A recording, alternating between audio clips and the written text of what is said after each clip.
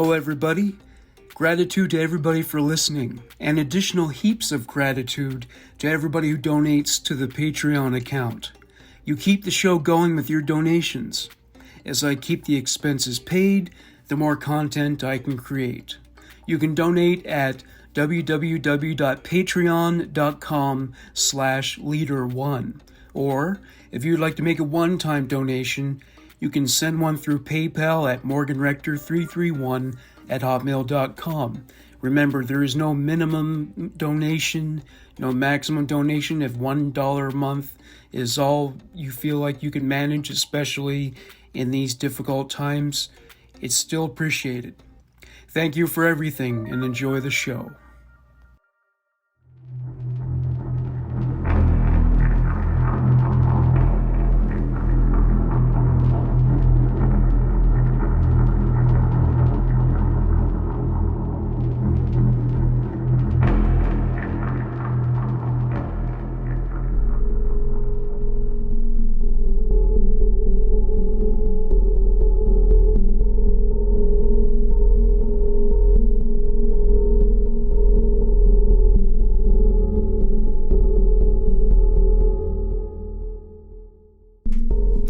Welcome to Human Monsters.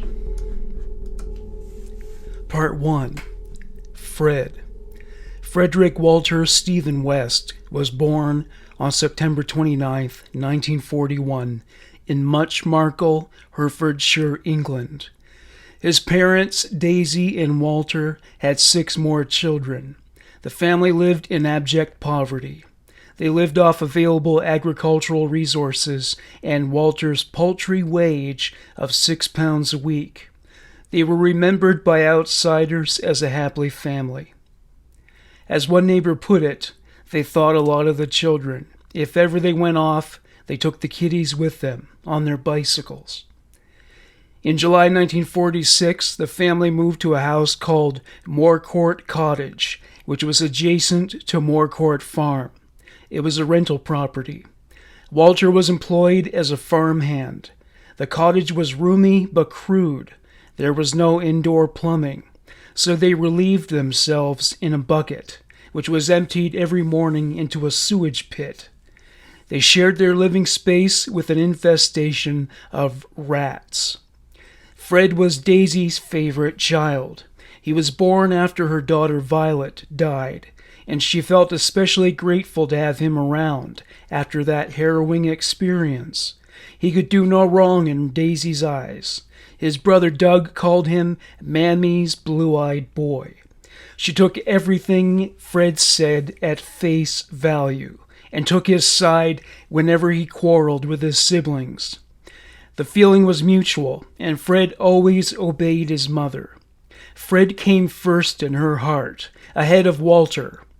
Having been so spoiled, he was remembered for being introverted and dull in disposition. Fred was not close to his father. Relations between them were awkward, which would likely have been related to the fact that Daisy brought Fred into their marital bed. Classmates of Fred remembered him as being dim-witted. He was unkempt and filthy in appearance, with teeth that rotted due to neglect. He was frequently at variance with the teachers and headmaster due to his poor academic performance. He was frequently caned at school for his transgressions. He would tell Daisy about corporal punishment to which he was subjected at school, and she would be outraged. Though his class quite enjoyed watching their teacher get a good tongue-lashing from Daisy, it also led to him being known as Mummy's boy, and that led to frequent bullying. Fred didn't have many friends his age. He mostly socialized with his siblings. This wasn't the darkest secret harbored by the West clan. Later in life, Fred revealed that Walter was a pedophile. He targeted young girls and was totally open about it, asserting that it was natural to do it, and that he was entitled, as it was his right. Fred adopted this point of view. There were rumors about the town in which they lived about deviant sexual practices. As Fred put it years later, Everybody did it. Fred lost his virginity in the fields nearby shortly after entering puberty. As he described it, "We used to dive in the hay, take potluck, and go for it." The ages and identities of the girls were irrelevant to him. Fred dropped out of school at the age of 15. He read and wrote at the level of a 7-year-old. His skills lay in illustration and woodworking.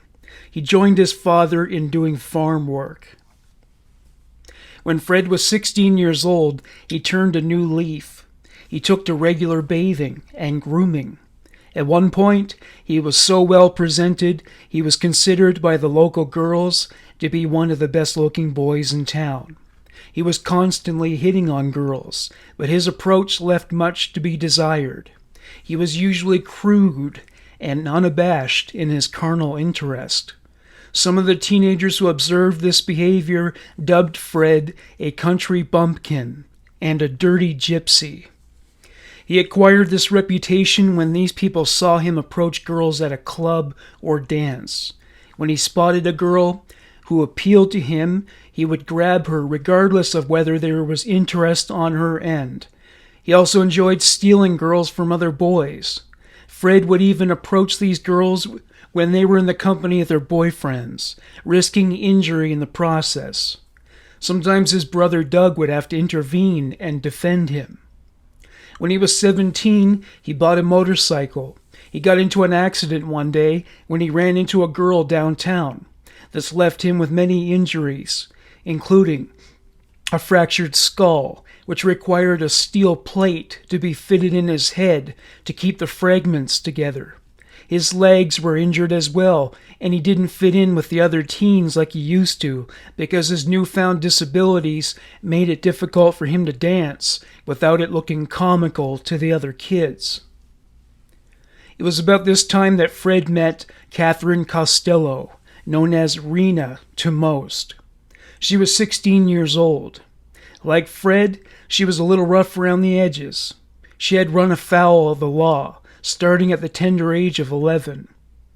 She was a thief. What brought them together was that she was not put off by Fred's vulgar appeals for sex. She had had a rough life that didn't involve a great deal of love, so she agreed to receive it in the form of sexual congress with Fred.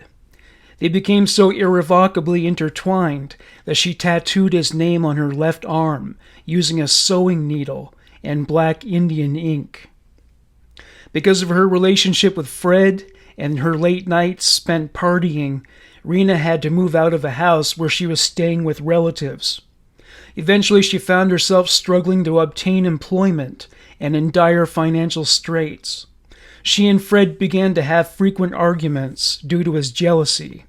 She moved back to her hometown in Scotland. Once Rena was gone, Fred sought attention from local girls once more.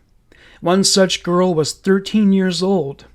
Word had it that he seduced her and had sex with her over a 6-month period. It came to light the following year, and it was quite the scandal. It was during this time that Fred sustained another serious injury. One night, when he was at a club, he grabbed a girl on a fire escape. She wasn't having it, and she hit him. He lost his balance and fell over the railing. He hit the concrete floor below head first. He was knocked unconscious upon impact. The bystanders did what they could to revive him, but there was nothing they could do, and he was taken to hospital. Fred woke after 24 hours. Speculation had it that his brain was damaged. His disposition had changed, with him having become more irritable and prone to temper tantrums. This was also the time when Fred West, the criminal, was born. It began with charges and fines for shoplifting.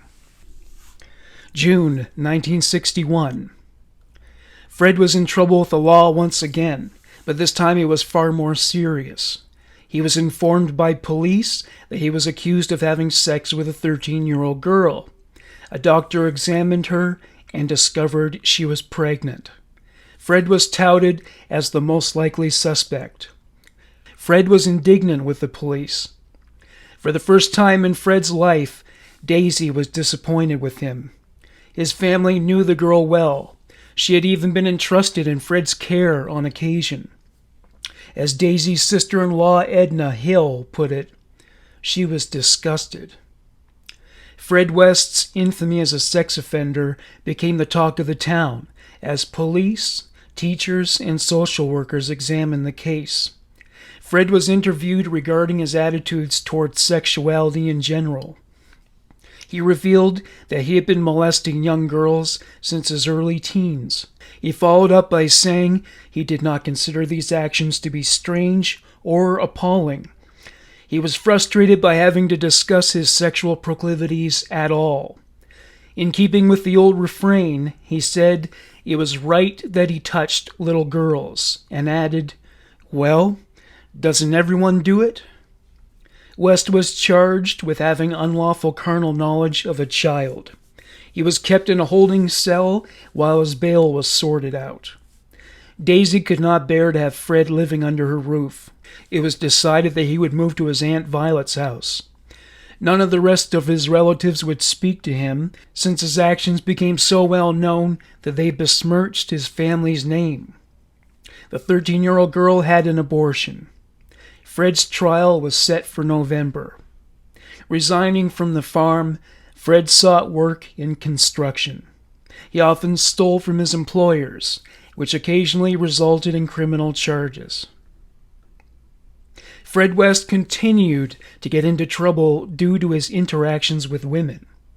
One of his ex-girlfriends has said he raped her twice at that time. He wanted to marry her, but she was only 14 years old.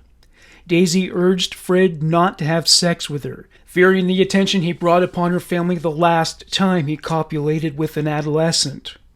He raped the girl after she turned 15. She said that after he raped her the first time, he collapsed onto his back as if he had been assaulted.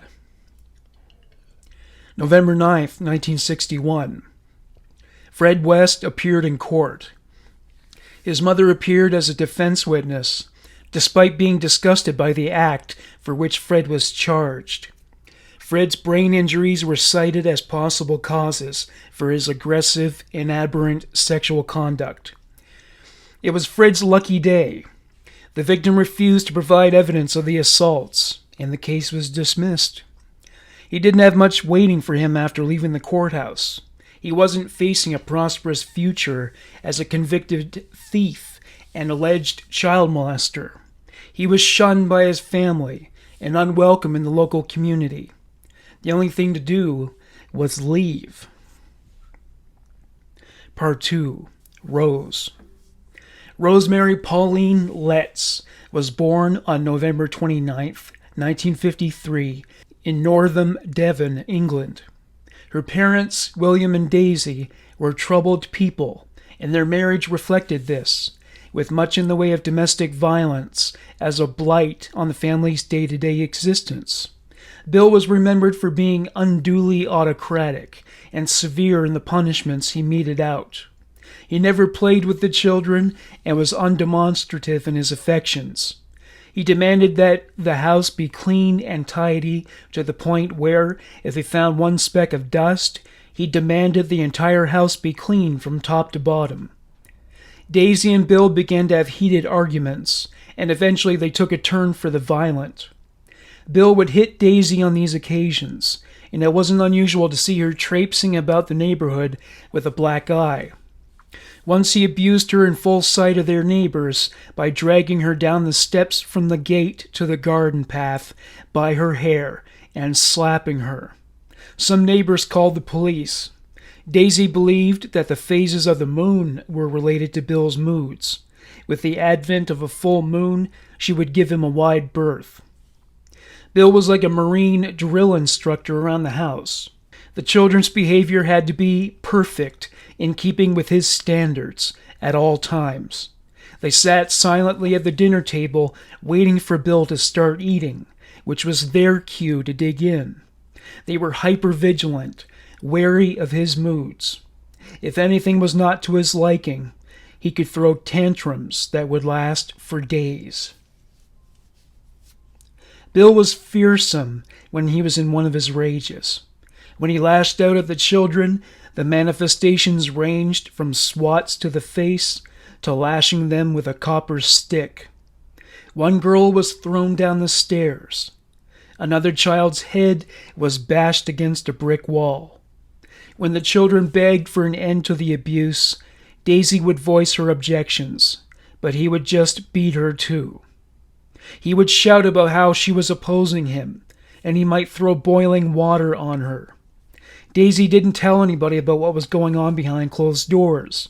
Commenting on Bill's conduct around the house, she said, "He was anything but normal. He was a tyrant to live with. I would say he was sadistic because he seemed to enjoy making you unhappy." She learned about the source of his behavior once he passed away. He had been diagnosed schizophrenic, a condition that brought with it frequent psychotic episodes. He was diagnosed at a very early age, but never told his family and never sought treatment. Some days he would be in a good mood, making preparations for someone's birthday, and other days he came through the door looking for any excuse to start a fight. Along with his aggression, he always suspected that people were plotting against him. Daisy had a breakdown in 1953, which stemmed from postpartum depression the year before. Bill was surprisingly sympathetic, having had his own problems with mental health. A psychiatrist suggested she undergo electroconvulsive therapy. Daisy was up for anything. She got mixed results, but she didn't have much time to focus on that. Her next child was due. Rosemary was the product of two mentally ill people. It didn't help that Daisy was receiving the electric shocks while Rose was in utero. To top it all off, she was about to grow up in hell's waiting room. Rose demonstrated some odd behaviors. She took to rocking herself in her cot. If she were put in a pram, she would rock so hard it pushed the pram across the room. When she got older, she would rock her head back and forth for hours on end. The family was concerned and dubbed her a bit slow. She would rock her head into a state of semi-consciousness. Such behavior has been observed in autistic children, but she was not diagnosed as such. Rose's sister Glennis complained that the rocking kept her awake at night. Rose was a beautiful girl, but the vacant look in her eyes was off-putting. She would stand in the front yard and stare for long periods of time, present in body, but otherwise in absentia. Intellectually, Rose was at a disadvantage. She was not invited to play with the other children as a result. She amused herself, often while playing with her pet hamsters. When she did play with other children, it was usually just with her siblings. She enjoyed assisting her mother with the care of her baby brother Graham. Her older siblings, Patricia and Joyce, left the house around the time Rose started school because they could not endure another moment of Bill's abusive behavior. Rose struggled at school. She was learning disabled, unable to comprehend any classroom instruction, regardless of the subject. She didn't play with the children in the schoolyard. Sometimes she would entertain younger children, and they would have make-believe tea parties. Rose didn't exactly endear herself to her father when she whined about doing chores. Nevertheless, some miracle occurred, and instead of beating her or throwing her down the stairs, he laughed about it and dismissed her as dense and naive. She unwittingly became his favorite. Even when she stared vacantly or rocked back and forth incessantly, all he did was laugh. Bill was rumored to be a little too interested in and attentive to young women, and though nobody ever surfaced with stories about or evidence of sexual impropriety, the rumors persisted.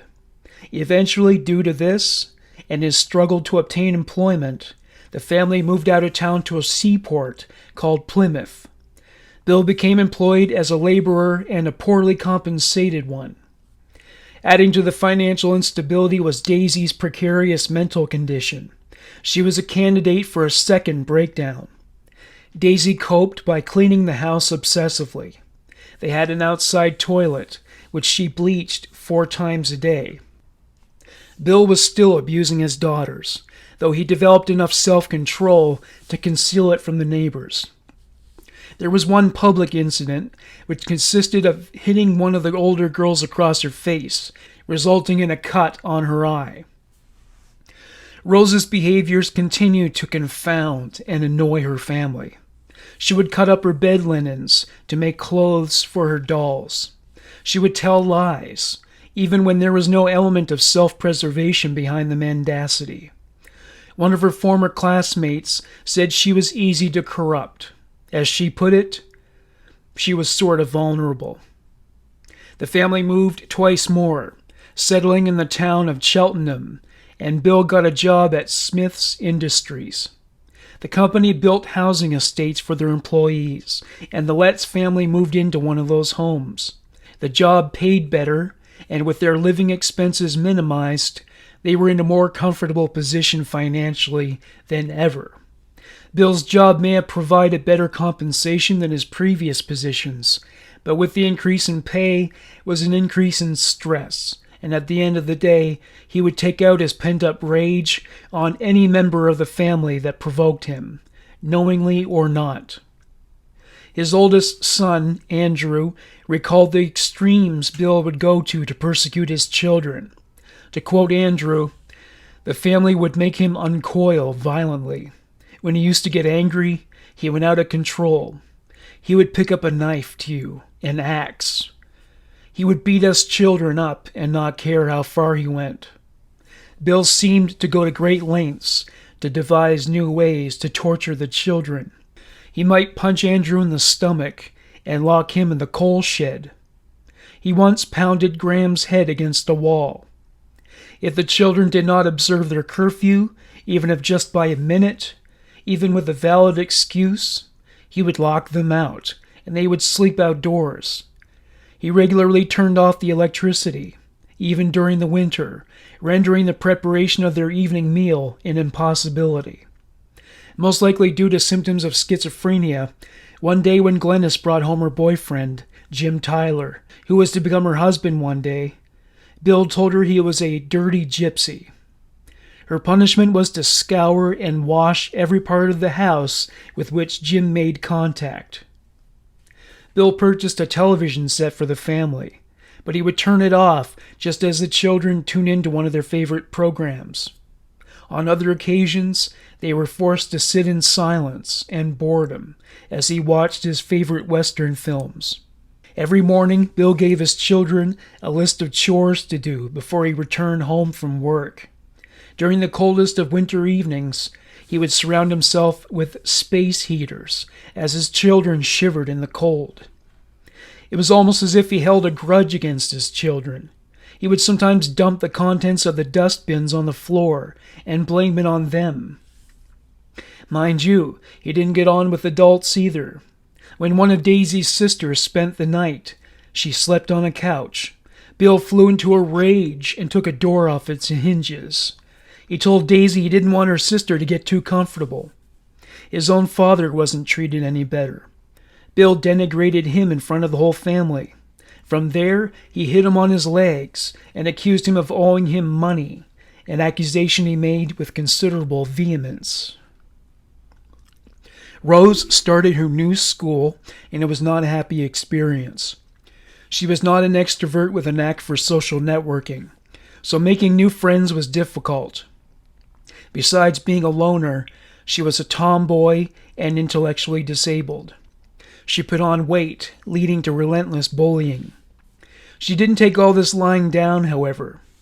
There were limits to the amount of abuse she was willing to put up with, and, before long, she repaid the verbal abuse with physical violence. By the time she was 13 years old, she established a reputation of being a girl who was not to be fucked with. She even defended her brothers against bullies. She enjoyed the power she had over other children under this circumstance. When Daisy decided to join the workforce, She put Rosemary in charge of the younger children. This did not pan out. Rose let the children run amok. They were truant, seldom showing their faces at school. They spent their time wandering around the village and stealing. Bill called the police on them, and his youngest sons were arrested. Rose became fascinated by sex as soon as she hit puberty. Daisy never sat Rose down to have the talk with her. No explanations about pregnancy, birth control, or even the implications of the menstrual cycle and how it can be managed. Bill's mother handled this detail with most of the girls since she was a nurse. Rose's older sisters addressed these concerns with her. Starting at the age of 13, Rose was not just curious about sex. She was precocious and wanted to be as worldly as she was wanton. When it was just her and her brothers in the house, she would do things like take baths in the afternoon with the door ajar. That, and she would walk around the house stark naked afterwards. Since the house was very small, the children had to share bedrooms. Rose slept with Graham, who was 3 years younger. He has stated that she molested him during that time, which included fondling and masturbation. She would cuddle up with him completely naked. Graham was dumbfounded by this at the time, though he chalked it up to sisterly love. Rose gave him hand jobs when he was between 13 and 14, and when he was 10. It was a semi-routine practice, taking place early in the morning or late at night. It went on until she moved out at the age of 15. Graham was appreciative for any kind of affection at the time, due to his undemonstrative parents and the effect their cold and disputative relations had on him. As he remarked, "She knew I wasn't going to say anything." Rose wanted badly to expand her sexual horizons beyond the parameters of exposing herself to her brothers and giving Graham handjobs.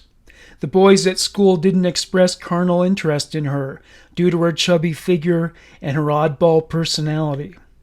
Bill wouldn't allow her to attend the local teen dances. That left older men. She came to fantasize about relating to them as an adult, a fully fledged woman.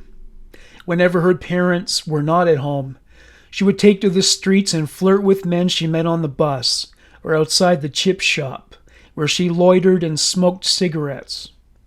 She told police years later that she lost her virginity at the age of 14.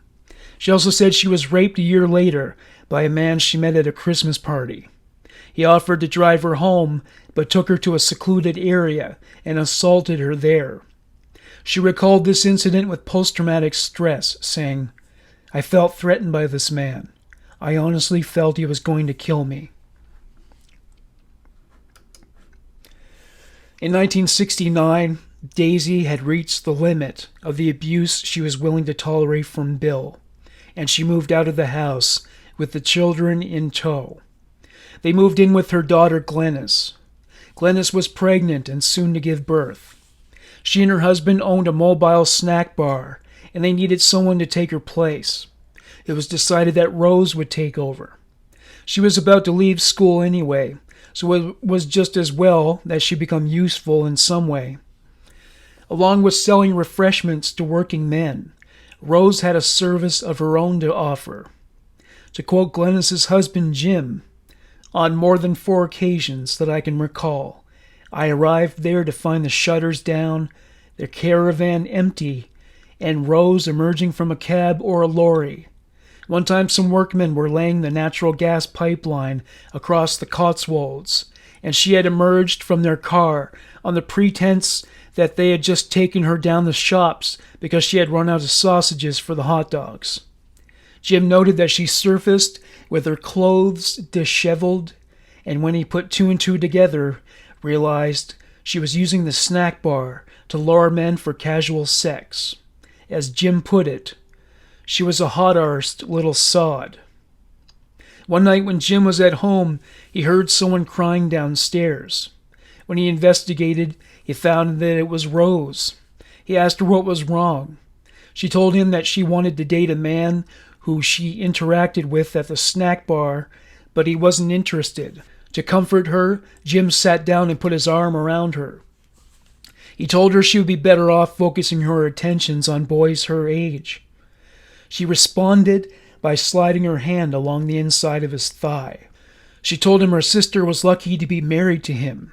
She even went as far as to say she wished she and Glennis could trade places. To quote Jim, "It could have gone a lot further if I had allowed it to." It was about that time when she took a position as a trainee seamstress and met a 30-year-old man with whom she was having sex. Rose claimed later that the police discovered she was a minor and brought her in for questioning.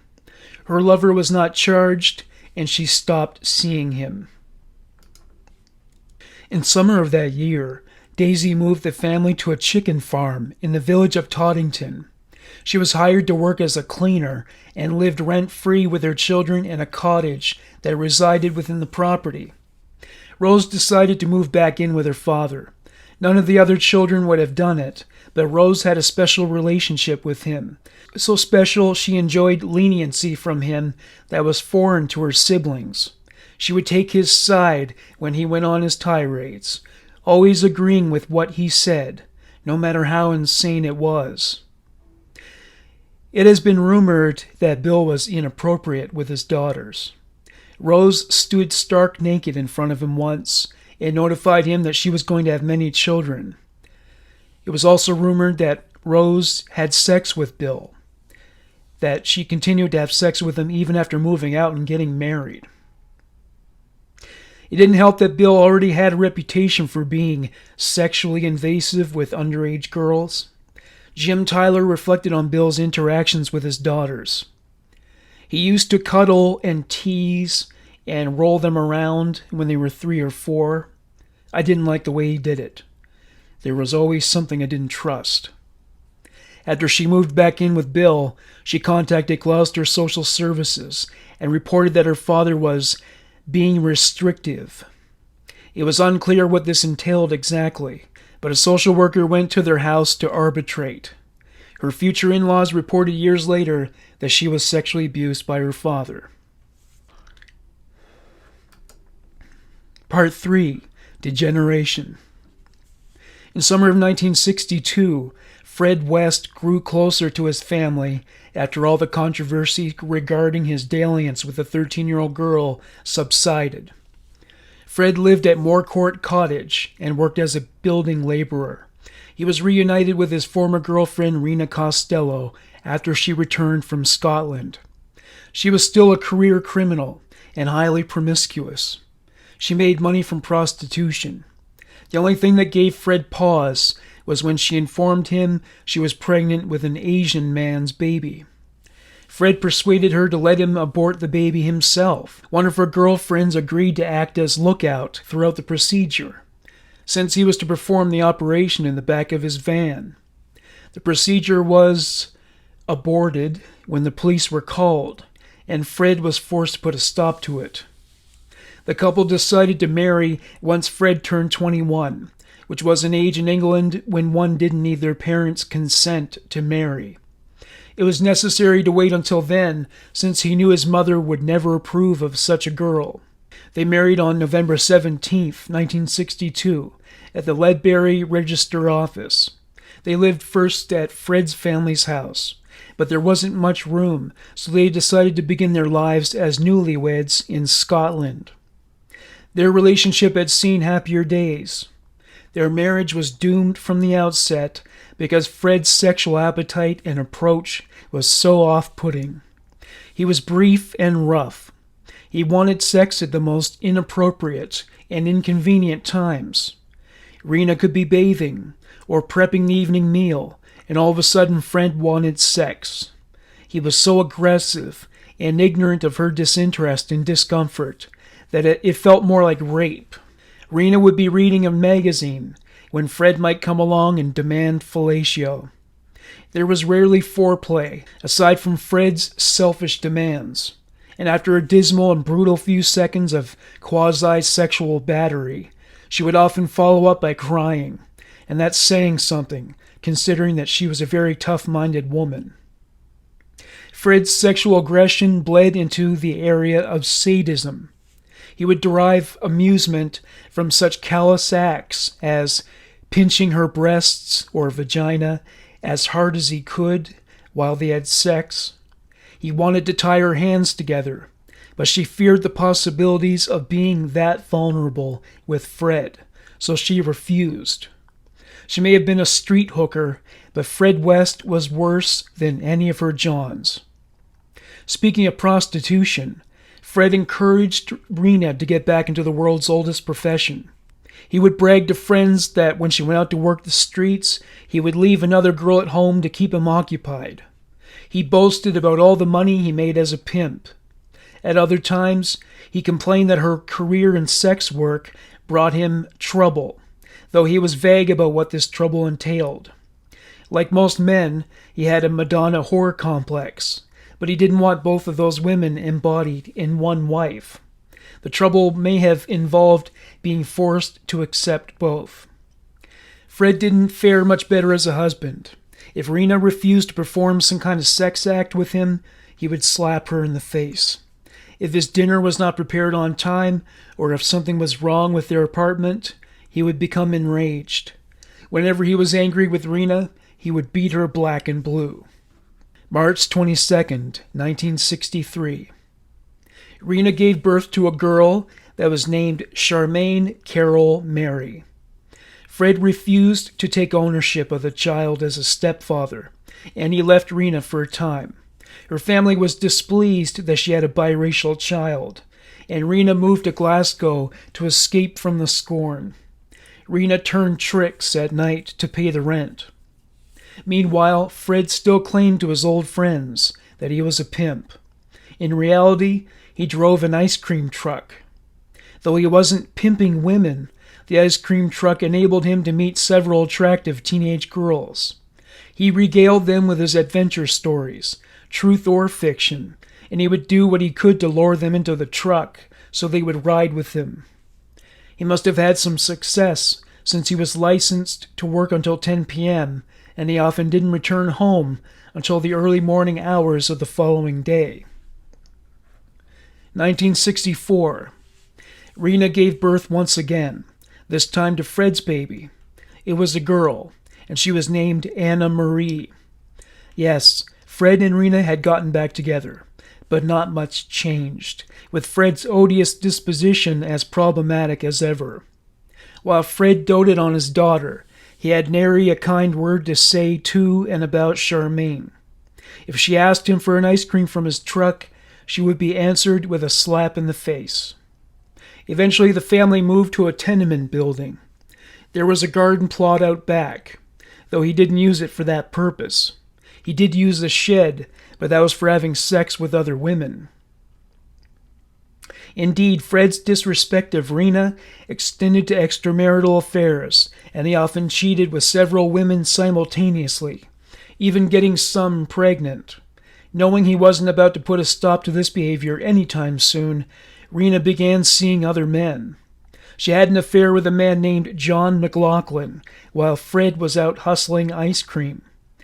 One night, while John and Rena were making out in Kinning Park, a figure emerged from the shadows, and it was approaching menacingly in their direction. It was Fred. He shouted, "Up to the house," at Rena, whereupon he punched her, and she screamed. John punched Fred. Fred brandished a knife and struck John's stomach, cutting a superficial wound that was deep enough to bleed. In retaliation, John punched Fred again. Fred left it at that. To quote John McLaughlin, he couldn't tackle a man, but he was not so slow in attacking women. This did nothing to stop John and Rena's relationship. In fact, he had her name tattooed on his wrist. He also had his name tattooed over Fred's. It drove Fred crazy with jealousy. One night John looked up while playing cards in the apartment beneath Rena's and saw Fred's face pressed against the glass. Seconds later, he heard the sounds of a door banging, followed by shouting and screaming, coming from Rena's place. John ran upstairs and found Fred assaulting Rena. As John recalled, he was kicking the shit out of her. She had bruises everywhere. It was sadism. One day, Rena met a young woman named Isa McNeil, who was unemployed and on the lookout for work. The Wests needed a full-time babysitter to look after the kids while they were out, and so she was hired. Isa immediately noticed some peculiarities about the way the West family lived, especially as it pertained to the rearing of their children. Both Charmaine and Anna Marie slept on the bottom of bunk beds. Slats from a cot were pulled across the space between the bunks while they slept, essentially trapping them in. Fred insisted upon this arrangement except for when he was at work. Charmaine was subjected to this incarceration more often than Anna Marie. Isa introduced the West family to a friend of hers, an attractive teenager by the name of Anna McFall. Due to having experienced a great deal of personal problems, including the death of her boyfriend, she spent more and more time with Isa at the West household as a relief from her private turmoil. In 1965, Fred got into an accident with his ice cream truck. He ran over a little boy, with the trauma for the child being so substantial that he was dead within seconds. Fred was not charged for this, since such fatalities had been common in Scotland. He moved again, since his clientele weren't about to buy ice cream from a pedopath. Rena did not move with him. He asked his family if he could stay with them.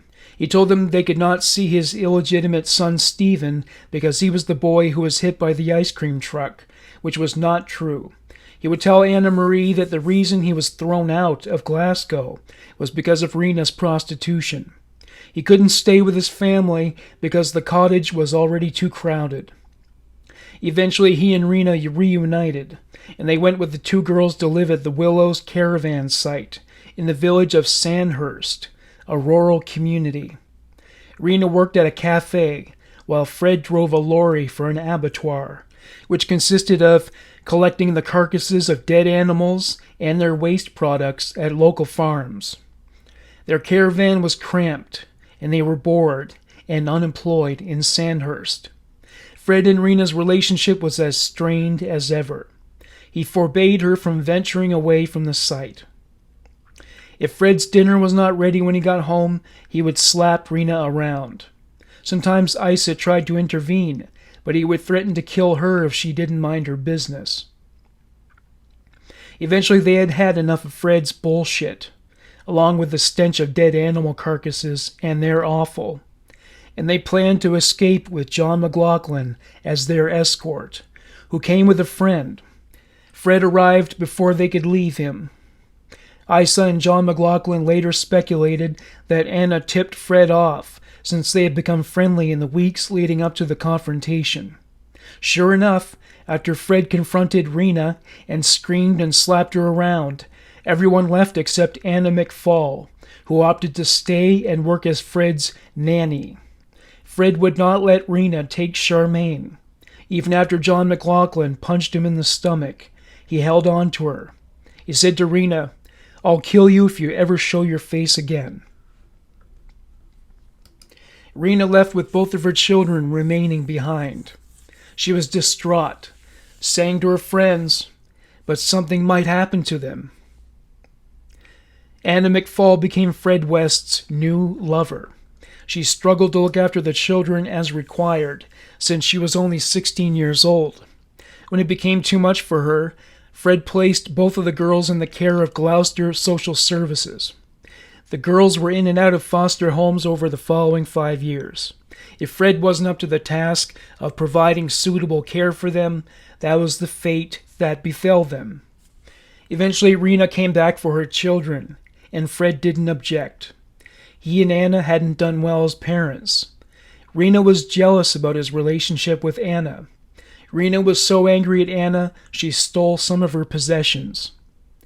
Rena eventually lived a rootless existence, occasionally staying with Fred out of desperation.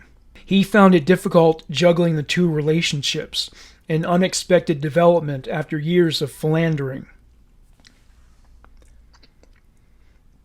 In spring of 1967, Anna became pregnant with Fred's child. It was a stressful situation for Fred, since he didn't want Rena to know too much about his relationship with Anna. Throughout the third trimester, he decided he mustn't allow Anna to give birth. It would give her power over him, and would create more problems with Rena. He also couldn't support yet another child on his meager income. In July of that year, Anna McFall went missing from the Timberlands caravan site, where she had been living alone. Many believe Fred West was her executioner, but it has never been proven. While he has sworn up and down that he was innocent of this crime, he discussed her murder with visitors in prison, and his rich knowledge base of the details was suspicious. He is alleged to have told one visitor that he killed her at the caravan, where he stabbed her to death after an argument. When Anna's body was found, there was a cord wrapped around her wrists, like the kind that would be extracted from a dressing gown. It was coiled around her ribs. It has been suggested that this was used as a restraint. Rena had been pressured by Fred to engage in bondage, so his culpability in this murder shouldn't be ruled out entirely. Strangely, one detail that is confirmed is that he dismembered her corpse. He later admitted that he would cut his victims up to make them easier to bury. He would dig a fairly small, square-shaped hole for a dismembered body, whereas an intact corpse would require far more digging for the requisite height and length. A curious detail about Anna McFall's remains were the missing bones.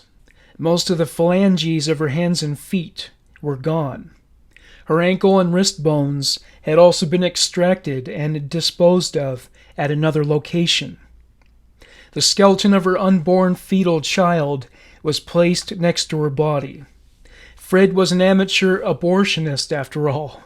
He even assembled a special toolkit for this purpose, which included the following items: an oxyacetylene burner, a large knife, bottles of antiseptic, a 10-inch tube with a corkscrew at the end. He bragged to his friends that he offered this service to wayward girls he met in pubs. Soon after the murder of Anna McFall, Fred moved to the Lake House caravan site in the village of Bishop's Cleeve. At the time, Rosemary West was 13 years old and lived a half-mile away. Associates of Fred West noted changes in his behavior at this time. Neighbors noted that he seemed withdrawn and distracted. Rena moved in with the kids, and they actually enjoyed a semi-normal family life for once. Fred worked as a laborer at a mill, while Rena turned tricks. Fred supplemented his income through petty crime, like theft. They must have reconciled in the bedroom as well, for they were very open with friends about the sexual element of their relationship. They would even go as far as to show friends their homemade pornographic photos that were taken of Rena. Fred's sexual activity at this time also included abusing Charmaine. He would strip her until she was almost naked and rub her over his groin. Part 4. A Date with the Devil. 1968. While working as a delivery driver for a village bakery, Fred West met Rose Letts. Rose left the snack bar and was now working at a tea shop. Her mother had moved back in, and Rose was happy to contribute to the family financially. One night, on her way home from work, she met a man at the central station, where she caught the bus. He was much older than her. He was dirty and disheveled, with bad teeth, which she later described as all ganky and green. She initially assumed he was a hobo and ignored him. He was persistent and lecherous, even if it were a quality he only projected through his disposition. She became excited as she realized this man was ravenous for her flesh. His name was Fred, and he turned out to be quite charming. He was verbose and generous with flattery. He said they had something in common, since he delivered baked goods and she served them in the tea shop. Still, he struck out.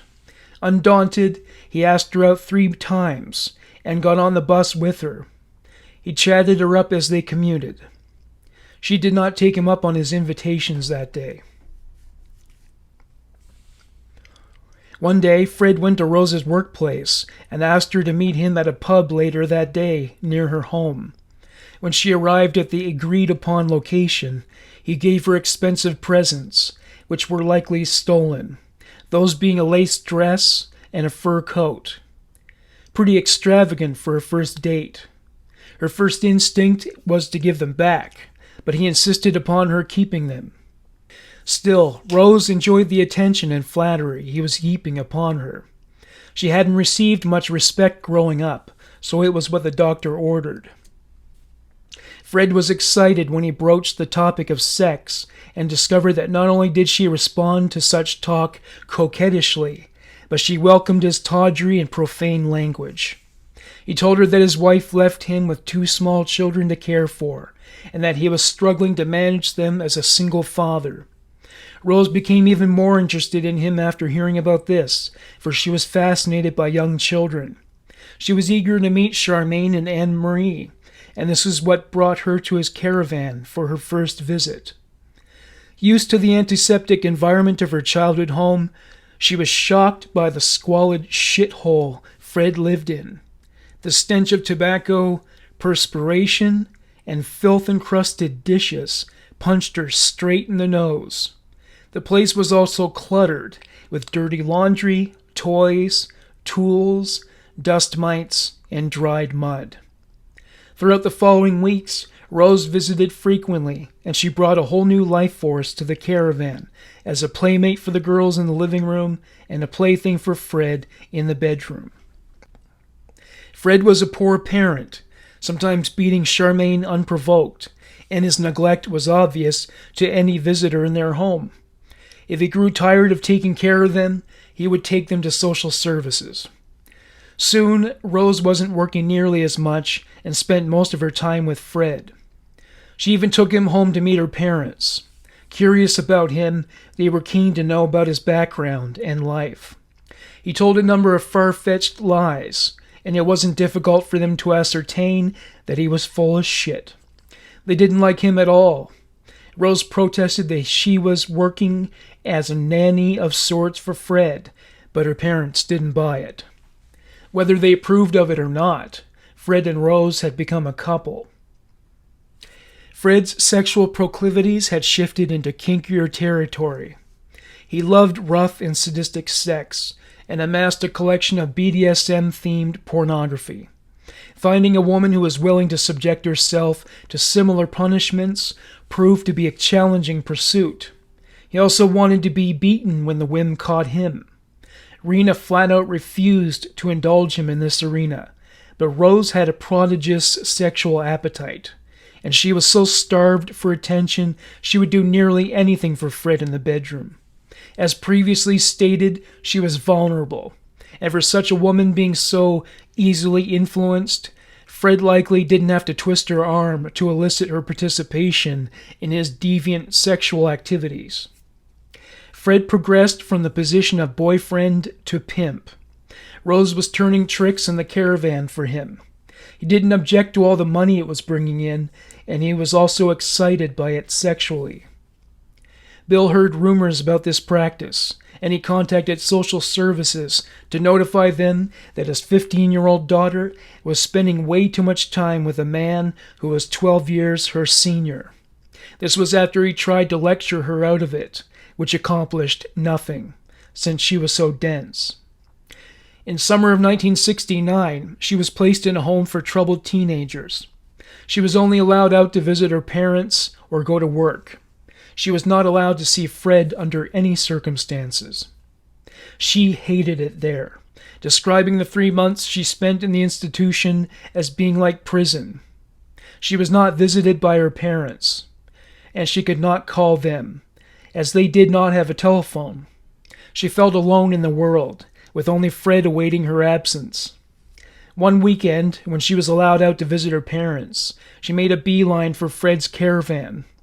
She was beginning to take center stage in the relationship. When Bill found out Rose was still dating Fred, he went directly to the caravan to forbid Fred from seeing her.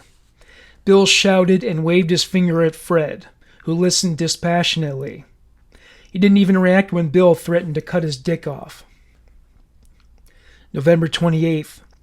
Fred West was in prison doing time for unpaid fines and other minor offenses. During his sentence, Charmaine and Anna Marie were run through the ringer of foster care once again.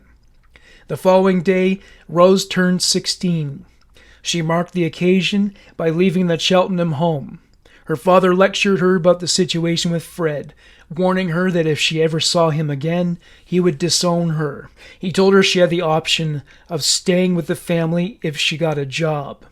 He wanted her to live her life in keeping with his preferences, but life under his roof had hardly been ideal. Having arrived at a fork in the road, one direction led to her father's oppressive rule. The other ended with the romantic and erotic excitement of living with Fred, which also included her relationship with his children, which she treasured. She resented being treated like a child at her parents' home. Fred represented freedom and the pleasures of adulthood that were forbidden by her father, who had had sex with her. She chose Fred with no hesitation whatsoever. Daisy did nothing to stop her, but Bill was not so easily deterred. He contacted the police and requested that they take her into custody because of her relations with Fred. She was examined by a surgeon who discovered she was pregnant. Bill was done with her and refused to let her move back in with him. Custody of Rose was assigned to the state. She was discharged 6 days hence after having agreed to return to her parents' home and abort the fetus. Instead, she made a detour for Fred's caravan. From that day forward, as Bill Letts saw it, he had no daughter named Rosemary. Anna Marie and Charmaine were brought back from social services and lived with Fred and Rosemary in the caravan. Though she enjoyed playing with the children, being a full-time mother and homemaker was another matter entirely, and it was something with which she struggled. As Daisy described it, it was like a child looking after children. It was especially fraught because Fred worked full-time and neither participated in the care of the children nor the upkeep of the home. Fred moved them to another caravan site, this one situated at Sandhurst Lane. It was closer to his workplace near Gloucester, where he worked as a laborer. Despite the stress of raising 2 children by herself with zero experience, Rose refused to approach her mother for advice. She told Fred that it was high time that they move into a proper house. With another child on the way, it was sure to get crowded in a mobile home. Rose found it difficult to contend with the girls, who did not recognize her authority, and reacted willfully to her orders. Fred would remedy the situation by putting them back into foster care. Before long, they were eager to be back in their rightful home, and were prepared to behave as expected in order to remain there. Rena returned briefly to request custody of the children. She left them with Fred, having felt reassured that Rose was going to take proper care of them. June 1970. Fred's family turned a new leaf when they moved into a house in Gloucester, where they would reside for the following 24 years. Money was tight, and Fred resumed his practice of supplementing his income with petty crime and odd jobs. October 17, 1970. Rose gave birth to the couple's daughter, Heather Ann. Heather was not born at a happy time. Fred was in and out of prison because of his myriad crimes, and the financial toll it took on the family was keenly felt by Rose. Added to this stress was the defiance she encountered in her stepdaughters. She had her fill of it, and began to elicit their submission by dishing out physical abuse. In resorting to corporal punishment, she was emulating her father. It was abject misery for the girls. Charmaine would comfort Anna Marie at night by telling her that one day Rena would come back for them and whisk them away to a better life. The problem was, Anna Marie had endured so much chaos and rootlessness in her early life that she struggled to even remember what Rena looked like. The girls were not very close to each other, for that matter. Rose's usage of physical abuse to ensure compliance on the girls often went too far. Once, when Rose deemed Charmaine's dishwashing to be too leisurely, she grabbed a cereal bowl from her hand and smashed it over Anna Marie's head. Once, when a neighbor friend of one of the girls barged in without knocking, she found Charmaine standing on a chair in the kitchen. Her wrists were bound with a leather belt. Rose held a wooden spoon in her hand, which was used to beat Charmaine. When questioned by the girl's mother, Rose explained that she was at the end of her rope when it came to Charmaine. Fred was in jail, and she was left alone to take care of the children, and the stress was more than she could bear. This got her off the hook. Rena was unable to regain custody because she was arrested for soliciting.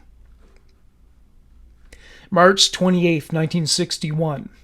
Rose took Charmaine to the casualty unit of the Gloucestershire Royal Hospital. There was a serious puncture wound on her ankle. She sustained the injury at home. Speculation has it that Rose's abuse of Charmaine was escalating to the point where critical injuries were becoming a regularity. Bill, Daisy, Graham, and Glennis visited Rose at her house, and they were nauseated by the squalid conditions. Despite being sparsely furnished, the place was cluttered with unlaundered children's clothing, dirty diapers, toys, and unwashed dishes. The ever-fastidious Bill was so disgusted he refused to sit down. To quote Graham, "The place was a shambles. You wouldn't want your dog to live in it." Rose was disheveled and had lost a great deal of weight. She was still having difficulty coping with the situation, especially when it came to disciplining Fred's daughters. Her family were surprised when Heather came crawling along in the filth. Rosemary never got around to informing her parents that she had given birth to their new grandchild. Daisy learned later that sometimes Rose went out and left Charmaine alone in the house. Most of the love expressed in that house was exchanged between Rose and Fred. They loved each other as much as they loathed Charmaine. Though they addressed each other as husband and wife, they were common-law spouses. Rose took the girls to visit Fred in prison a few times, and these occasions were remembered fondly. After visiting on June 15th, Charmaine went missing. On a school day, Rose kept her back at home. With everybody else away, Rose killed Charmaine. It is unknown how the murder was carried out. At the time, Rose told Anna Marie that Rena assumed custody of Charmaine, which Anna Marie accepted. Had that occurred, it would have been the best arrangement for everybody. She gave the same story to anybody else who inquired about the girl's whereabouts. June 24th, Fred was released from prison. When they had a moment alone, Rose informed him that she had murdered Charmaine. He wasn't exactly distraught. He never liked Charmaine either, and she was another man's child, so, if anything, he was relieved to be free of that burden. Fred told Rose about his history with violence against women. It added new dimensions to their intimacy. They were bonded in blood. It accomplished what no wedding band and marriage license could. Their next order of business was to figure out what to do with Charmaine's corpse. Rose left it in the basement, where she dumped it next to piles of coal. Fred buried her in the backyard. He later told police he didn't dismember her because she was so young and poor. Charmaine's body was pulverized years later when construction work was done on the property. When a pathologist examined her remains, he discovered that the finger and toe phalanges were missing, along with her kneecaps, wrists, and ankles.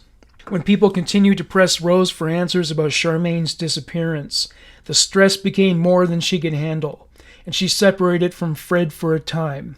She returned to her parental home and told her father she was done with Fred. Bill was still angry at her for defying him, and he turned her away. Fred appeared at their back door, telling Rose what she was missing, but also noting that she was a refillable, with many other women eager to take her place, which was likely a lie. He made his case to her parents, but Rose intervened, saying, "You don't know him. You don't know him. There's nothing he wouldn't do, even murder." Still left with no other options, Rose left with Fred. Bill assumed that much of her talk regarding Fred was hyperbolic. Rose continued to turn tricks in their home. Fred drilled a hole in an adjacent room so he could watch. He was a voyeur through and through, and if he couldn't be there while she plied her trade, he insisted on hearing every detail in her descriptions. As far as their own sex life went, Fred referred to it as going off to Bunnyland, this being because rabbits did it all the time. They had sex every day, brisk and furious intercourse, which ended prematurely and abruptly with ejaculation. Fred's sex drive was fueled by fetishes like the kind that existed within the rubric of BDSM, though he was also fond of coprophilia. Rose developed her own aberrant proclivities, like lesbian sex and threesomes. Fred was keen on watching this as well. He would use a vibrator on Rose. He liked to tie her up and sometimes had her tie him up. Bondage was what he liked most. He drew the line at what most would consider to be sexual banalities. He refused to engage in foreplay, like cunnilingus. Her menstrual cycle made him uncomfortable. Most of Rose's Johns were black, and she considered them to be the best lovers. Fred derived most of his enjoyment as a voyeur when Rose entertained black men. Rena showed up again and demanded to be reunited with Charmaine. Fred agreed to arrange it, but first he took her to a pub. He got her fall over drunk, and with her vulnerable to his next move, he strangled her until she joined her daughter in death. The location of the murder remains unknown, but speculation has it that he cut off her air supply by cramming a pipe down her throat, chromium tubing to be exact, for one was found in that spot within her remains. A plastic boomerang was inserted into her body, though the orifice in which it was placed was not listed. Like with his other victims, the phalanges of her fingers and toes were removed, as was her left kneecap. He buried her in an area known as Letterbox Field, which is located near Moorcourt Cottage. November 1971. A young single mother named Elizabeth Agius moved into the house next to Fred and Rose. Fred offered his assistance as she struggled to lug a pushchair up the stairs to her front door. After helping her with this, he charmed her into coming to his house and having tea with him and Rose. Fred and Rose were both sexually attracted to Elizabeth, but kept this feeling to themselves because they didn't want to incur the wrath of a husband or father. They were pleased to discover that she had very few relations in town. She had a husband, but he lived several hundred miles away. Elizabeth was often lonely and began to visit Fred and Rose on a regular basis. They always welcomed her and hosted her gladly. She began to babysit for them as well.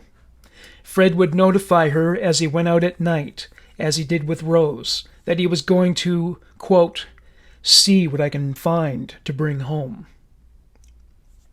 Sometimes he would return before midnight, other times several hours hence.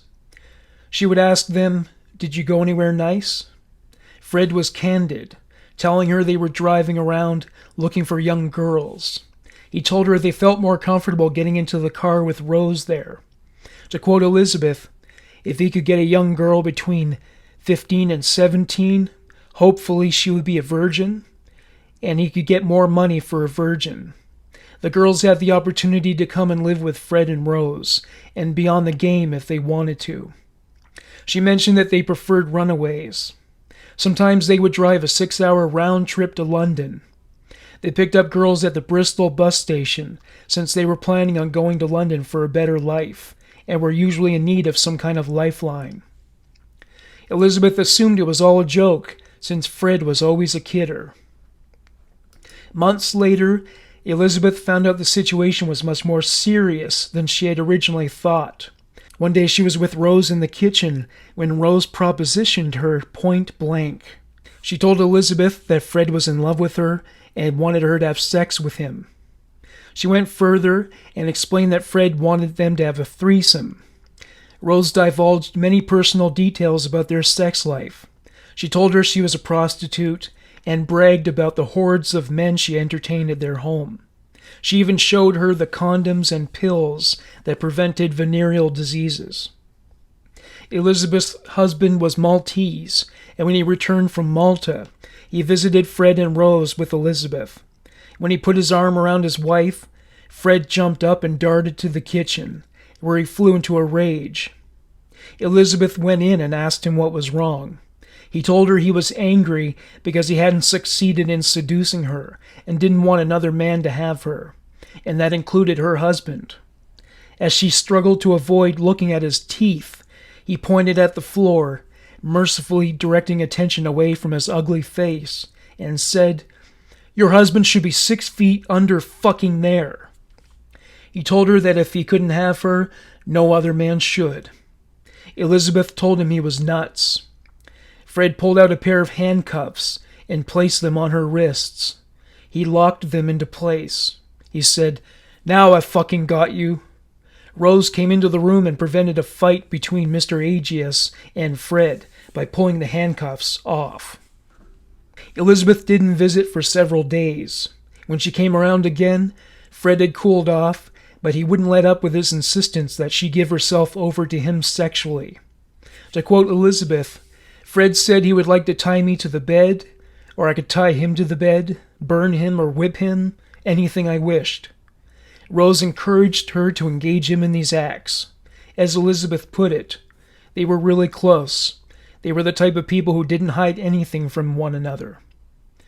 They wouldn't let up.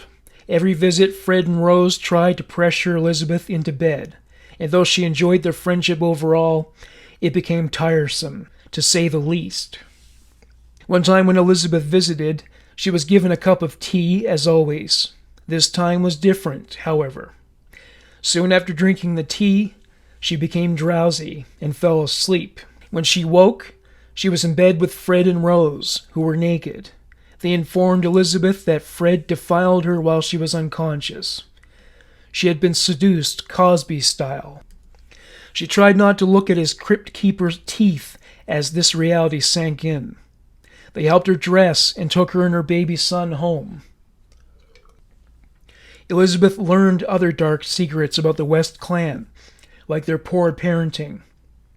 The baby would sit in soiled and unchanged diapers for long periods. Speaking of the children, Fred and Rose were so open about their sexual activities and predilections that the children became wise to them and were precociously sexual at an inappropriately young age. Anna Marie was no longer aware of their sexual proclivities as an eavesdropper. As she drew near to the age of 8, Fred took into consideration the ways in which she could service him sexually. Fred and Rose told Elizabeth that Anna Marie lost her virginity accidentally as she fell off her bicycle. They explained that one of the handles entered her vagina through her clothes, and that the penetration was so severe she had to be taken to hospital. One could vouch for their integrity about as much as they could for the advertising agency that hired Fred to model his mouth for Colgate toothpaste. That never happened, and Fred and Mary's explanation for how Anna Marie sustained that much damage to her vagina was just as mendacious. The truth was, Elizabeth never found out if Anna Marie was even violated at all.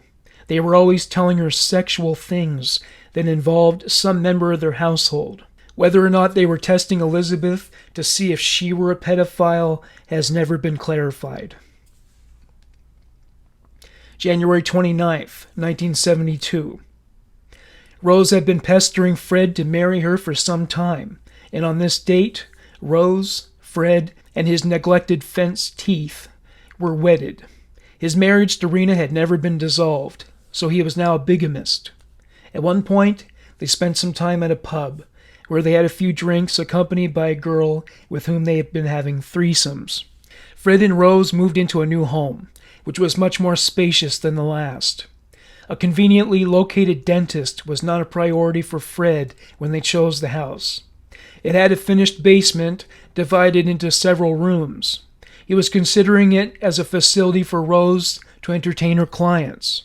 He said, "I could soundproof it and use it as my torture chamber." They invited Elizabeth to turn tricks at their house, but only if she left her husband first. Fred's cavities oohed and awed at the possibilities. They took in lodgers to help offset living expenses. Another occupant was Fred's son Stephen from Scotland. A man named Benjamin Staniland was one of their first lodgers when he was 18 years old. He shared the top floor with a man named Alan. Fred and Rose took them out for drinks once they got settled. Fred's teeth looked like someone had taken a fire extinguisher to the gates of hell, but they were distracted from this as Fred and Rose regaled them with the details of their attitudes and preferences when it came to sex. Fred's teeth already fell within the rubric of TMI, and picturing drool dripping from the mass grave in his mouth during a sex act with Rose wasn't exactly enticing. After they returned home, Rose changed into tight leggings and a revealing spandex top. Once Benjamin was settled into bed, Rose got in with him, and they had sex. Alan shared the room with Benjamin, and they too had sex. Both men were concerned about how Fred might react, but their anxieties were alleviated when they discovered he wasn't bothered by it at all. A 17-year-old girl named Linda moved in with Benjamin, but after they broke up, she began having relations with other men who stayed at the house. Because of this, she struck up a friendship with Fred and Rose. They told her they needed a nanny for their children, and she accepted the offer. Rose needed the help because she was pregnant. She gave birth to their second child, a girl named May, in June 1972. One day, during their first summer in their new house, Fred finally got to use the basement as a torture chamber. He soundproofed the space, as promised, though there was still nothing blocking one's view of the mess in his mouth. Fred and Rose decided on their victim, and they didn't even have to venture out of their house to lure her into their tenement of torture. His 8-year-old daughter, Anna Marie. The basement was damp and illuminated by electric light. It filtered out the outside world. The door was closed and locked after she entered the space. Fred informed Anna Marie that he was going to help her, and that what he was about to do was his duty as a father. Anna Marie spotted some objects on the floor. They were a Pyrex bowl, some cloths, a vibrator, a roll of tape. She asked what they were for, but they stonewalled her. Rose stripped Anna Marie naked. Anna Marie cried. She asked once more what was happening. As Anna Marie recalled, "I was told that I should be very grateful, and that I was lucky that I had such caring parents who thought of me. They were going to help me and make sure that when I got married, I would be able to satisfy my husband and keep my husband. I was led to believe that all loving parents were the same." Rose sat on Anna Marie's face. Fred pried Anna Marie's legs apart. He tied her hands together and gagged her. Fred raped Anna Marie while Rose watched. After he was finished, he removed some kind of red material from inside of her and placed it in the Pyrex bowl. Anna Marie described it as resembling frog spawn. The pain was so excruciating, she wished she would die to be relieved of it. Meanwhile, Rose was having the time of her life. To quote Anna Marie, she was laughing, smirking, and saying to me it was for my own good and to stop being silly. Once they were finished with her, Rose took Anna Marie to a bathroom, where she helped her to get cleaned up. Anna Marie's pain was so intense and long-lasting, she had to stay at home from school for a few days to let her vagina heal. Rose warned her that if she ever told anybody what happened, she would get a hitting. She told her that what they did to her was common in many families. One day, Fred brought home a metallic object he made at work. It was U-shaped, with handles. The children played with it as if it were a toy. That is, all the children except Anna Marie, who experienced great discomfort at the sight of it. A while later, Rose ordered Anna Marie to go to the basement, which was also the children's playroom, to clean up. Anna Marie was reluctant because of what happened before, but she went down nonetheless. She saw that the U-shaped object was leaning against the wall. Having seen this, she became frightened and ran to the door. Rose blocked her exit. She told her to undress. Anna Marie recalled that Rose was, quote, somewhat agitated and annoyed. Once she was nude, Anna Marie was strapped to the U-shaped object with her legs spread far apart. She was gagged. Rose lifted her skirt to reveal a belt with a vibrator attached. Rose removed the belt and lashed Anna Marie several times. As she did, she swore at her and called her names. Eventually, Fred entered the room. Anna Marie looked imploringly at him in hopes that he would liberate her, but it was all in vain. Fred raped her again. It was faster this time, since he was on his lunch hour and was due back at work very soon.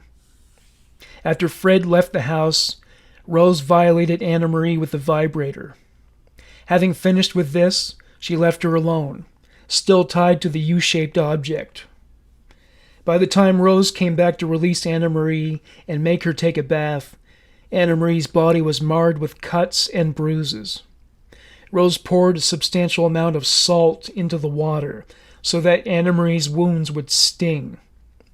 In Rose's twisted mind, this treatment was too good for Anna Marie. November 1972. Fred and Rose were driving through the outskirts of Tewksbury when they stumbled upon an attractive teenage girl who shivered as she hitchhiked. They stopped and asked where she was going. She said she was on her way to her hometown of Cinderford. Cinderford was out of their way, but the couple picked her up anyway. As they seemed to be a normal married couple, she assumed it was safe to get in. Her name was Caroline Owens. Caroline was unhappy where she lived with her mother and stepfather, and was looking for a new place to live. Fred and Rose said they were looking for a new nanny. Fred and Rose visited Caroline's family's home with the children in tow. Once her parents were assured that she would be safe with them, Caroline started work at the West homestead. One thing that Caroline recalled about Anna Marie was that she was very affectionate, but also appeared to be scared of her parents. As Caroline recalled, she was withdrawn when they were around. Rose found Caroline very attractive, and due to myriad circumstances, they were frequently alone together. She would make physical contact with her as they talked, like stroking her hair and touching her legs. She would barge in without knocking while Caroline was taking a bath. Fred talked about sex constantly at home, as always. One night he told Caroline he was an amateur abortionist. Somehow the conversation diverged to the subject of Anna Marie's virginity, which Fred informed her was a thing of the past. Caroline was baffled, since the child was still only 8 years old. When he realized that this disclosure could have gotten him into legal trouble, he gave her the story about the bicycle accident. The West household became a veritable hive of sexual activity. The lodgers brought home girls to have sex with. They had sex with Caroline. Rose had sex with the lodgers. She would walk about the house wearing clothing that was revealing and skimpy. Caroline never had sex with Fred. She wasn't scared of him. She just thought that he was pathetic, taking into account his tragic history with dental hygiene and his tendency to save face by covering up his inadequacies with machismo. Life at the West House was becoming more and more stressful because Fred and Rose were constantly fighting. She also felt uncomfortable with Fred's tawdry sex talk, and Rose wouldn't stop coming on to her. After a few weeks of this, she tendered her resignation. Rose was outraged by this. She badly wanted to have sex with Caroline. She wasn't willing to accept defeat. She told Fred they would have to get her, as she put it. They devised a plan to kidnap and rape Caroline. Fred told police in 1994 that it would have ended in murder if all went according to plan. December 6, 1972, Fred and Rose had memorized Caroline's daily schedule. They chose this day because they knew she would be visiting her boyfriend, Tony, in Tewksbury. She had seen them driving around early that day. They came around again when she was hitchhiking. They offered her a ride, and since there appeared to be no reason to fear them, she got in. Rose told her she wanted to have a girl's chat with her, and she got in the back seat. As they drove through the countryside, Rose began to talk about sex. She put her arm around Caroline. When Caroline looked back at her, Rose had a crazed look in her eyes. Fred asked her, "You had sex tonight with Tony?" Caroline was too modest to answer the question, but she said that she hadn't. Rose was touching her breasts and thighs. She caressed her face. She tried to kiss her on the mouth. Caroline pulled away. Fred asked Rose, "What's her tits like?" When they came to the roundabout that would have led to Caroline's town of residency, they took a detour. Caroline asked Fred where they were going. He said he just wanted to, quote, "have a look." He parked the car near a field. Rose wouldn't let up. She was mauling and kissing Caroline while looking at her in a way that was described as nasty. Fred turned around to face Caroline. He called her a bitch and punched her in the face several times until she blacked out. When Caroline woke, she was still in the car. Her arms were tied behind her back with her scarf. Rose was restraining her as Fred was winding brown adhesive tape around her head as a means to gag her. Caroline recalls how this made her feel. "My reaction was terror and panic. I couldn't open my mouth even if I tried. She could only breathe through her nose." Fred began driving again. Rose held Caroline's face against the seat. Rose could be heard laughing with delight at the pleasure this afforded her as tears streamed down Caroline's face. Fred and Rose brought Caroline home. As they pushed her up the stairs, they mauled her as they laughed. They brought her to a first-floor room, which contained only a sofa and a mattress. Fred brandished a knife and approached Caroline. He pressed it against her cheek. He made an incision in the tape. He yanked it aggressively off her head, pulling a few strands of her hair along with it. He cut her lightly and apologized. They tried to calm her, but the success must have been short-lived, for they removed all her clothes except for her shoes. Fred tied her hands together behind her back with rope. He blindfolded her and gagged her with cotton wool. Fred and Rose began to finger her. She said it felt like a medical examination, but with rough handling. She heard Fred evaluating her vagina. He was quoted as saying, "She is big inside, but the lips are too fat. They will get in the way of the clitoris." Caroline remembered what he told her about performing abortions, and it added to her terror. Rose pushed Caroline's legs apart. Fred whipped Caroline's vagina with the buckle end of a leather belt. He said his objective was to flatten the clitoris. Caroline recalled that he lashed her 10 times. The pain was overwhelming. Rose moved in and performed cunnilingus on Caroline. Fred fondled Caroline's breasts and penetrated Rose from behind. In the early morning hours, Rose had had her fill of Caroline and left the room. Fred hadn't had his turn defiling Caroline, so he took advantage of this opportunity and raped her. It took less than a minute, but the trauma would be as ugly and long-lasting as the putrefaction of his teeth and gums. He made Caroline promise not to tell anyone what happened. Fred and Rose were exhausted and passed out.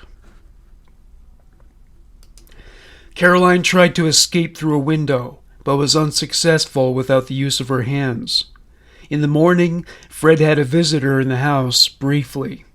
During that time, Caroline could hear the man and made as much noise as she could without the use of her hands and mouth. She didn't manage to alert the man to the situation, and he left. Rose smothered her with a pillow. Fred was enraged. When he returned to the room, he said to Caroline, "I'll keep you in the cellar and let my black friends have you, and when we're finished, we'll kill you and bury you under the paving stones of Gloucester." He told her that hundreds of girls were buried there, and nobody would ever find her.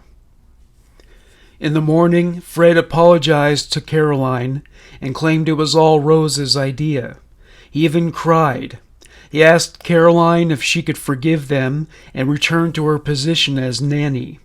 Fearing the possible consequences of refusal, Caroline agreed to return. As she put it, "I thought I was going to be dead." She went to work almost immediately, cleaning and playing with the girls. Fred ordered Caroline to take 3 hot baths that day to wash away the adhesive residue from the tape. Afterwards, they got in the car and went to a laundromat. When they arrived, Fred had trouble finding a parking space. Caroline and Rose got out while he searched for a space. Caroline realized this was her chance to escape. She told Rose she would see her the following day. When Caroline returned to her family's place in Cinderford, her mother Elizabeth noticed she had bruises on her face. At first, Caroline refused to disclose the source of her injuries, fearing that she would be killed if she talked about it. Her mother probed, and a few minutes later, she called the police. The police questioned Rose, who was belligerent. When asked if Caroline's allegations were true, she said, "Don't be fucking daft. What do you think I am?" They asked her if they could search her car. She said, "Please your bloody self."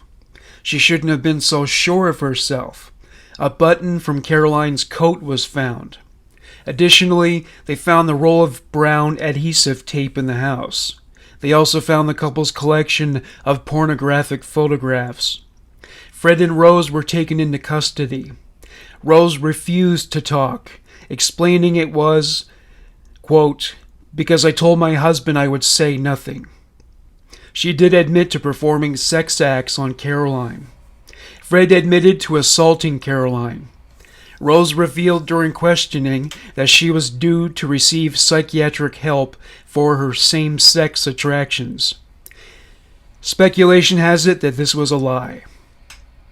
In order for Caroline Owens to press charges of rape against Fred and Rosemary West, she would be required to present evidence in court. She was reluctant to go through with being cross-examined, and an agreement was made, whereupon the Wests would plead guilty to a more minor charge of assault. They were both charged with indecent assault causing bodily harm. The defense portrayed Caroline as a semi-willing participant, accusing her of, quote, "passive cooperation," unquote. The Wests were depicted as basically decent people who had lost their way. Fred admitted to what he did, but said, "I don't know why I did it, it just happened." as if he sold his soul for better teeth and made room for the demons to possess him as a stipulation of the contractual agreement laid out in the fine print. Taking into account Fred's lengthy criminal record, Rose's lack of one, and Rose's pregnancy, the chairman of the bench said conclusively, "We do not think that sending you to prison will do you any good." They were slapped with a 25-pound fine and walked free. This was very hard on Caroline. As she remarked, "It made me feel like I wasn't worth anything." Before long, she attempted suicide. A new girl moved into the West household to work as a nanny, Linda Goff. Rose was sexually attracted to her. Linda became sexually involved with Rose and Fred, though unlike Caroline Owen's relationship with the Wests, Linda's participation was not coerced. The problem was, Rose and Fred were a little too deviant and aggressive for Linda's tastes. Case in point, Linda was gagged with brown adhesive tape. White surgical tape was wrapped around her head to further drown out her screaming. Gagging in and of itself was sexually exciting for Fred and Rose. They amassed a collection of pornographic magazines depicting women wearing rubber masks and breathing through small tubes. She was tied up with binds that were made from her own clothes. Fred and Rose liked to tie girls up and torture them to see how much pain they could withstand. Unlike with Caroline, they were not willing to let their victim run to the police, so they killed her. Rose kept some of her clothes, while Fred discarded her corpse. There was a rectangular concrete hole out back for working on cars. This would serve as Linda's grave. Though it was large enough to bury her whole, he dismembered her anyway. In fact, he took it further than usual. He cut her legs off at the hip, dissected her hands and feet, cut off her fingers at the joints, removed her toes, kneecaps, breastbone, 7 of her ribs, and 25 wrist and ankle bones. He decapitated her so that he could, quote, make sure she was dead, unquote. Some of the cervical vertebrae were never found. June Goff went looking for her daughter. After asking around, she went to the home of the West family. Fred and Rose came to the door. She had seen Rose before, as she had taken Linda out for a drink a few weeks before. She asked her if she had seen Linda. Fred and Rose were reluctant to even acknowledge they had seen her, but June noticed Rose was wearing Linda's slippers. She pointed it out, and Rose admitted she'd stayed with them briefly, but had left by then. June could see the back garden, and she recognized clothing hanging from a line as having belonged to Linda. Rose claimed she left them behind. They claimed she was taking care of Anna Marie, but that she became physically abusive and was told to leave. It was 21 years before June found out what happened to her daughter. Lucy Partington was abducted by Fred and Rose during Christmas of 1973. She was brought to the basement, which by then became a dungeon with no electricity and was damp with water that had leaked in from the street. She was bound and gagged. The surgical tape was wrapped around her head so many times it was shaped like a mask. Her limbs were restrained with cords. She was raped and murdered. Allegedly, Fred kept Lucy tied up in the basement for 7 days, raping and torturing her constantly, before finally killing her. Fred dismembered the corpse and buried it in a hole in the basement. While there was a manhunt on to find Lucy Partington, life returned to normal in the West household, as dysfunctional as it was. Their newborn son Stephen was the latest addition to their family. So now, Fred had bad teeth and 2 sons named Stephen. They continued to rent out rooms to lodgers. Teresa Siegenthaler was a Swiss student enrolled in college in London. One night after a party, she hitchhiked with her intended destination being Holyhead in North Wales, where she would board a ferry to Ireland. She never made it to Wales. Instead, she ended up at the house of Fred and Rosemary West. Fred mistook her accent for that of a Dutch national, so he hissed the nickname Tulip between the dystopian wasteland within his mouth. Teresa was gagged with a brown scarf tied behind her head. It was fastened with a bow. Her arms and legs were bound with rope. Sadly, she was not blindfolded to spare her another look at the cemetery of Fred's once flourishing teeth. Having tied her securely into place, Fred and Rose molested and raped her. There was a relay race between the decay of the teeth and gums in Fred's mouth and Teresa's remains. Fred's teeth had a head start, and the process was slow, so time was on his side. The corpse, on the other hand, was sure to smell almost as bad as Fred's breath within a few days, and it would be 10 times more pervasive. With no time to spare, the dismemberment process was underway. He cut her legs off at the hip joints. There were distinctive cuts on her left upper femur. He decapitated her to make sure she was dead. After all, there was always the possibility that she could have just fainted from looking into his mouth for too long.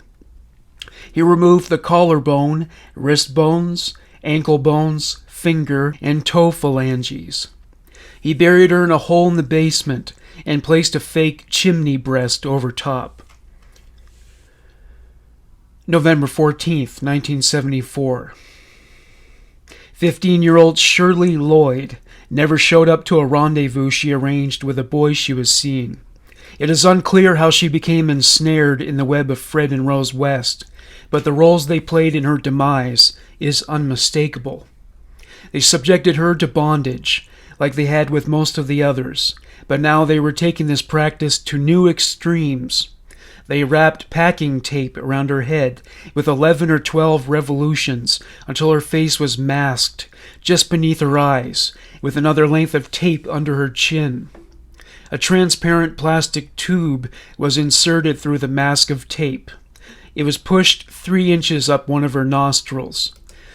Speculation has it that this was installed to enable her to breathe. It was done to keep her silent, but alive. Her head was severed with the tube intact.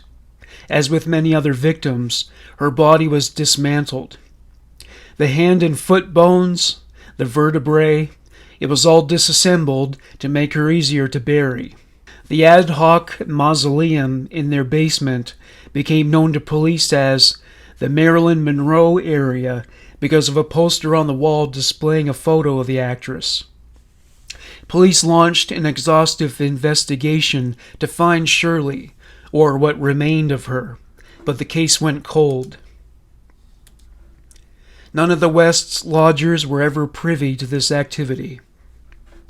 Juanita Mott was abducted by Fred and Rose West, though the circumstances under which they met her remain unknown. What is known is that she was gagged with a ligature made of white nylon socks, a bra, and 2 pairs of tights. She was tied up with lengths of plastic-covered rope, the same kind that is used to make clotheslines. Her arms, thighs, wrists, ankles, and skull were bound. It was all tied so tightly that she was only able to wriggle. Following this, they approached her with a 7-foot slip knot. Fred and Rose did enjoy watching as their victims struggled to breathe. A traumatic blow was delivered to the back of her head, though Fred may have done this after she was dead to ensure she would not be revived. When she was dismembered, he separated 80 bones from her corpse. Juanita's parents did not report her missing to the police, so her disappearance was not investigated. The police did visit 25 Cromwell Street, the address where the Wests dwelled, but it had nothing to do with missing women and girls. It was related to Fred's petty crimes and the occasional drug charge incurred by their male roomers. It is for this reason that they preferred female tenants after a time. They kept the heat off the house. Fred and Rose developed a new approach for finding victims. The Jordan's Brook House was a residential treatment facility for wayward female minors. The administration was very strict, and many of the girls, rebellious as they were, chafed against the restrictions. Many acted out, while others became determined to escape, with many succeeding by setting off the fire alarm, which opened up all exits. Fred and Rose devised a special methodology for approaching these girls. Instead of tricking them into their car and raping them somewhere out in public or in their home the same day, they brought them home and talked to them. Rose listened to their problems and offered them as much pseudo-sympathy of which she was capable. They took the long game with these girls. They didn't rape and kill them the day they met. They established trust and fellowship, and the girls would spread the word about their positive experience after returning to Jordan's Brook. Many of these girls, when finding themselves back on the streets without a friendly face to receive them, would seek out the Wests at 25 Cromwell Street. One girl's identity has been protected by the shroud of anonymity, so I'll call her Alice. She came from a dysfunctional home. Her parents were divorced, and she was sexually abused by her father and brother. When Alice went to the home of the Wests, she was pleased by her relations with Rose. To quote Alice, she was nice and pleasant, understanding and caring. She said I could come and cry on her shoulder any time. Summer of 1976. Alice was living in the Jordan's Brook house. Pleased with her improvement, the administration allowed her periods of furlough. She often visited her mother, but she began to spend more and more time at the West house. Despite the increasing leniency Jordan's Brook house extended to Alice, she decided to run away. Her path ran straight to 25 Cromwell Street. Rose was there to greet her, wearing only her undergarments. She consoled Alice at first, putting her arm around her to make her feel secure and accepted. Alice related what happened next. Rose had her arm about me. She started kissing me and my neck and touched my breasts. It was sexual, and I pushed her away. Alice spent the night, but returned to Jordan's Brook the next day. 6 weeks later, Alice was granted another furlough period to visit her family. She did, but it wasn't her family. She went to the West homestead. Rose answered the door in a transparent blouse. They slept in the same bed that night. At one point, Alice got up to use the bathroom. Rose followed her while calling to Fred. Fred and Rose were talking outside the bathroom door while Alice made use of the facility. When Alice came out, Rose pushed her into a room. There were 2 naked girls in there, one on the floor and the other on the bed. Fred was in the room, and he was clad in shorts and a shirt. Sadly, he wasn't wearing a ninja mask to conceal his teeth. One of the girls looked like she couldn't have been older than 14. The other was only slightly older. Rose approached Alice and told her it was all right to touch and feel affection. Alice was fluent in the language of manipulation, having been molested for years. She could read between the lines, and the subtext did not bode well for her safety. Rose unfastened Alice's dress, saying they were all girls together. Alice was terrified and felt helpless. She was so paralyzed by fear she could not bring herself to fight off this unwanted attention. There has been much talk about the fight or flight reaction, but the gray area in between is the freeze response. The victim is so overwhelmed by the trauma they can barely process it, and they shut down in mind and body. Unfortunately, this freed Rose and Fred up to continue with the abuse. Alice watched Rose perform a striptease to turn Fred on. Having finished with that, she got on the bed with one of the naked girls. The girl struggled to break free from Rose's embrace. Rose tried to allay the girl's fears with more manipulation, saying, "It's natural to touch."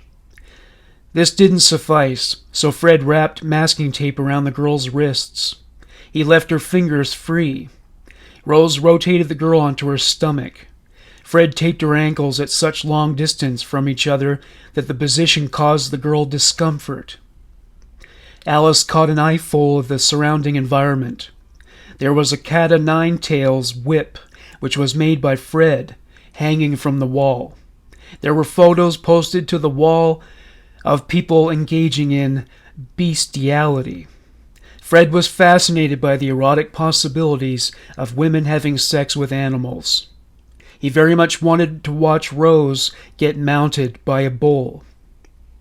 Fred and Rose began to make out. Rose held in her hand a vibrator, a 6-inch candle, and a tube of ointment. She said to Fred, "Are you enjoying this now?" She crammed the vibrator up the girl's rectum without ointment. It was so torturous, the girl screamed. Rose removed Fred's shirt and underwear. Unfortunately, she left his teeth intact. He bent and kissed the girl's anus. He raped her while Rose fondled his buttocks. It certainly offered a better view than his mouth. Alice was disturbed by the look of anguish on the girl's face. The girl may have dissociated her way out of the experience because Alice described the look on her face by saying she was in outer space. Fred ejaculated, and Rose asked him, "Did you enjoy that?" She tore the tape from the girl, which tore hair from their roots and caused her a great deal of pain. Alice described Rose's disposition at that time. She had a look of hate on her face. The victim retreated into an infantile state, sucking on her hair for comfort. Some time later, Alice was naked, and Rose was caressing her. She said, "Enjoy! It's all right!" Alice was so infused with terror, her body was rigid. Rose's pronouncements weren't exactly reassuring, especially when she said, "I like stiff ones." Alice sat on the bed covering her breasts with her hands. She felt tainted, ashamed, and violated. Rose wrapped masking tape around her wrists, effectively binding them together. Alice felt even worse when she took a look at the other girl. As she put it, the other girl looked terrified and really sad. Rose became impatient with Alice and pushed her back onto the bed. Alice buried her head in the sheet. Rose wrapped tape around her ankles 5 times, as counted by Alice. Alice heard a buzzing sound before feeling a plastic vibrator within the orbit of her vagina. She heard Rose say, "Is that nice, Fred?" Alice felt a female hand with long, jagged nails penetrate her vagina. Alice's nipples were twisted with so much force it was excruciatingly painful. Rose followed up by saying, "This is fun. It's great." Alice was sodomized with an object. It was either a candle or a can of perfume spray. With this as preparation, Fred raped her. He told Rose he was about to climax. She encouraged him to ejaculate on Alice's back. Once he carried out that task, Rose cut the masking tape off, cutting Alice's thumb in the process. Alice went to the bathroom afterwards, where she used the discarded tape to wipe herself. It was then that she discovered she was bleeding. Alice put her dress back on, but left her shoes behind. She walked barefoot from the house and away from Cromwell Street, crying uncontrollably. It was 4 p.m., and she was headed to her mother's home. When she arrived, her mother barked at her for being late. The feeling of being defiled stayed with her, but she couldn't bring herself to tell anyone, because if a girl was in the ward of the state, as she was, it was always assumed that she was to blame for whatever happened to her. So she kept it to herself. The secret burned away at her that night.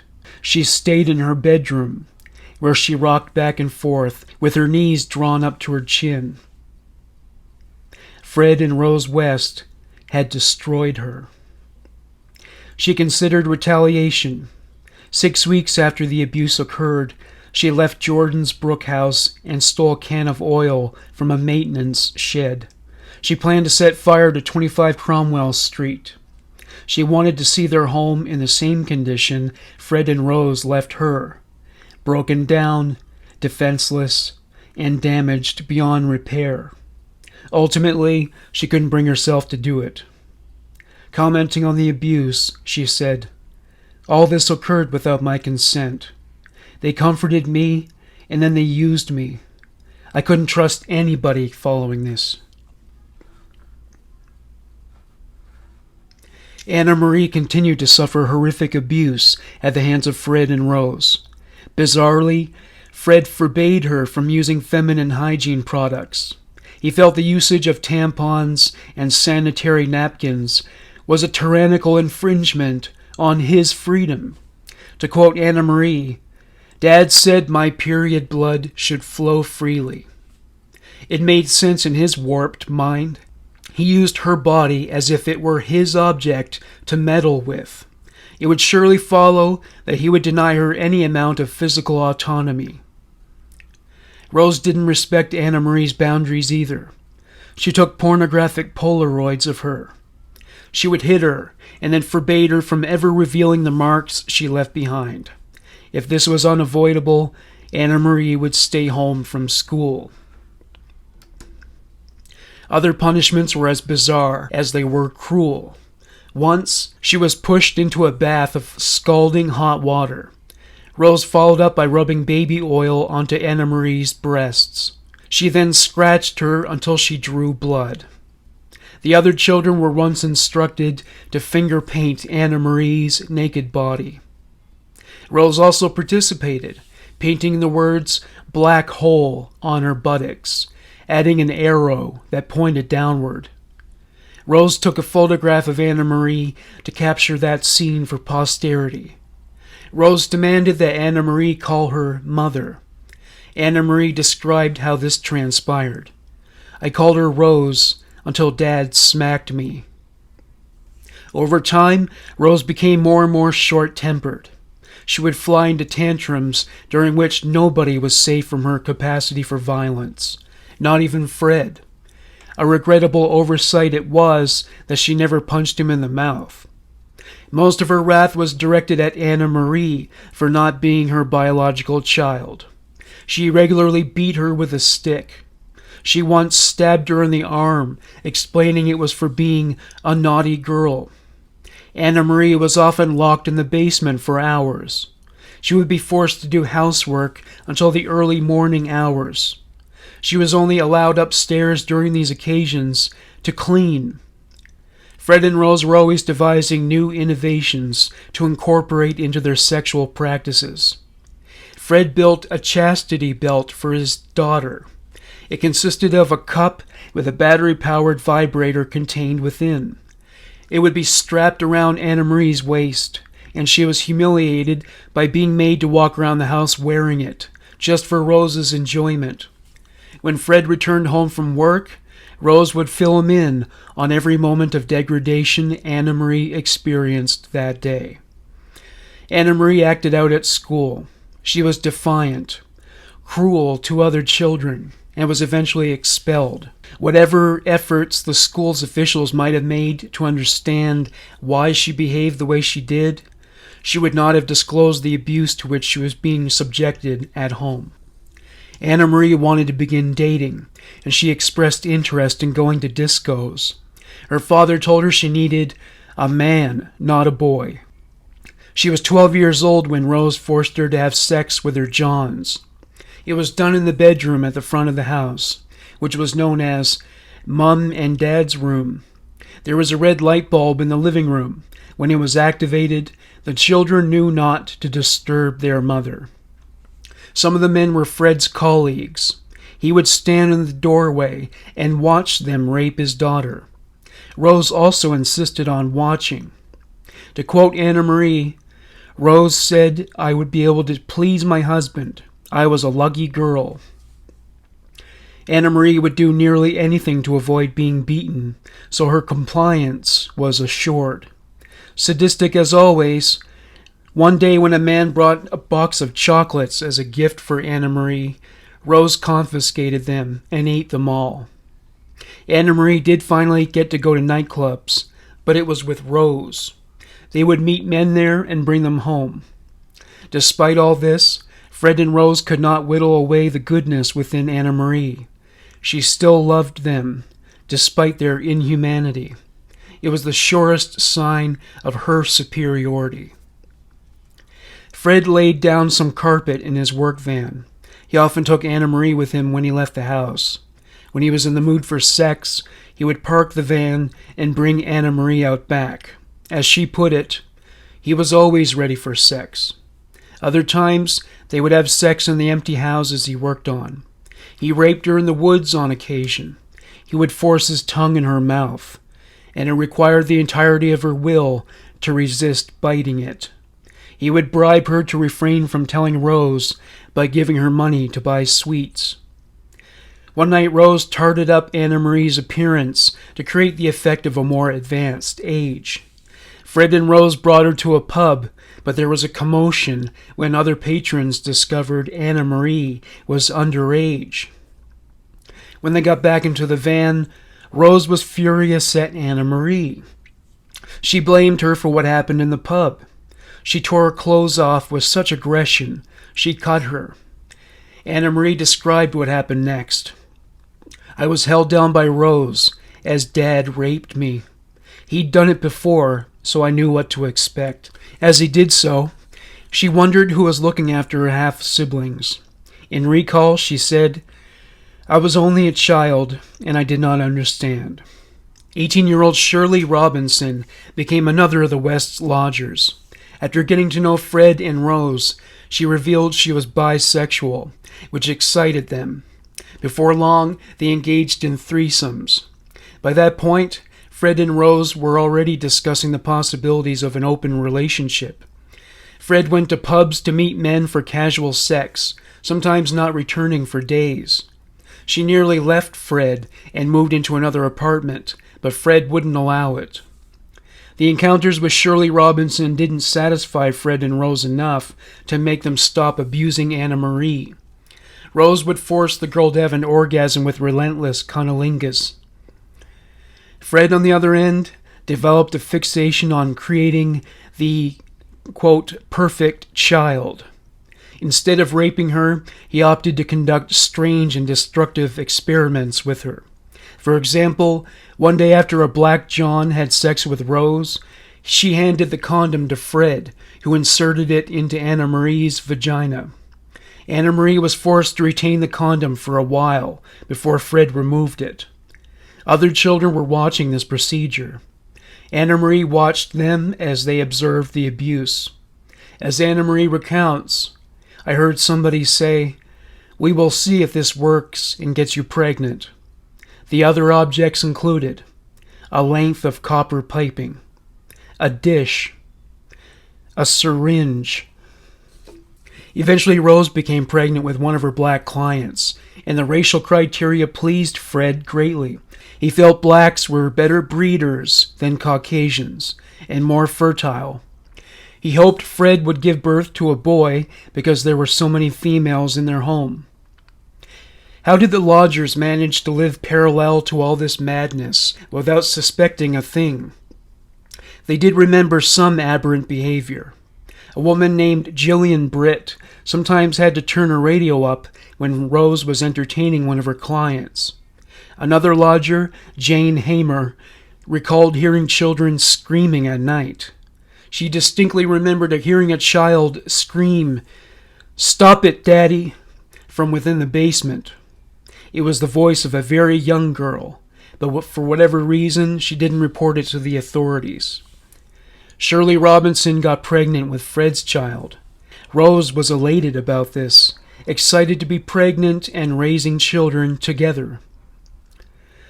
Throughout Rose's pregnancy, she became mentally unstable and eccentric. She wore maternity dresses without underwear. She would sit on the back steps of the house with her legs wide open and her skirt up. As one tenant recalled, she dressed as a child, always wearing white schoolgirl socks. I didn't think she was quite right in the head. Rose would walk around the house wearing these strange outfits and would verbally abuse everybody, Not just the children, but Fred and even the lodgers. She became more dominant in her relationship with Fred. Though Rose accepted and even welcomed Shirley's pregnancy at first, Fred began to spend more private time with Shirley, and Rose's goodwill turned to jealousy. The woman who turned hundreds of tricks with her husband watching through a peephole couldn't accept the woman with whom they had had threesomes. The hypocrisy was staggering. Shirley and Fred would stand in the hallway kissing and declare their love to everyone else in the house. He began to taunt Rose on purpose by patting Shirley's baby bump and saying she was to become his next wife. Tensions mounted between the two women when Shirley began to parade around the house wearing only her underwear, with the pregnancy showing more and more. Fred was thrilled to have two women vying for his affections. But as keen as he was to show off his new playmate around the house, he kept her a secret from outsiders, including Rose's mother, who suspected him of infidelity. Ultimately, Daisy accepted all the aberrant behavior of which she was aware. Eventually, Fred and Shirley developed a plan to sell their child to a childless couple. They went as far as to be professionally photographed for the ad they would place in a newspaper. Shirley was delighted to be Fred's other woman, going as far as to convey her joy to her father. Bill Letts decided to go into business, and he opened a cafe with Fred doing the renovations. By the time the business was ready to open its door, Fred ended his relationship with Shirley. Shirley was scheming to turf Rose out of their lives, but Fred was more attached to Rose, so he remained loyal to her. Rose gave birth to a baby on December 9th, 1977. It was a girl, and they named her Tara. Fred was very taken with her. He gave her the nickname of Moses. He decided on this moniker because of his breeding program to create perfect children. Shirley didn't leave at this time, and Rose became increasingly antagonistic toward her. Shirley generally held aloof from both Fred and Rose by this point. Shirley and Fred's baby was evacuated on June 11th, 1978. With the beginning of this new life came the ending of hers. It is unknown who killed Shirley. She wasn't tortured like the others have, with bondage as a factor. Shirley was given the express route to the grave. After having fallen in love with her and gotten her pregnant, Fred found it easy to dismember her and bury her in the basement. Along with the routine removal of her head and bones, she appeared to have been scalped, for there was no hair to be found. The body of the fetus was placed next to Shirley's remains. Fred and Rose told the other lodgers that Shirley returned to her homeland of Germany to live with her father. They found it easy to believe since nobody reported Shirley missing. They later told them that she gave birth to a baby boy and named him Barry.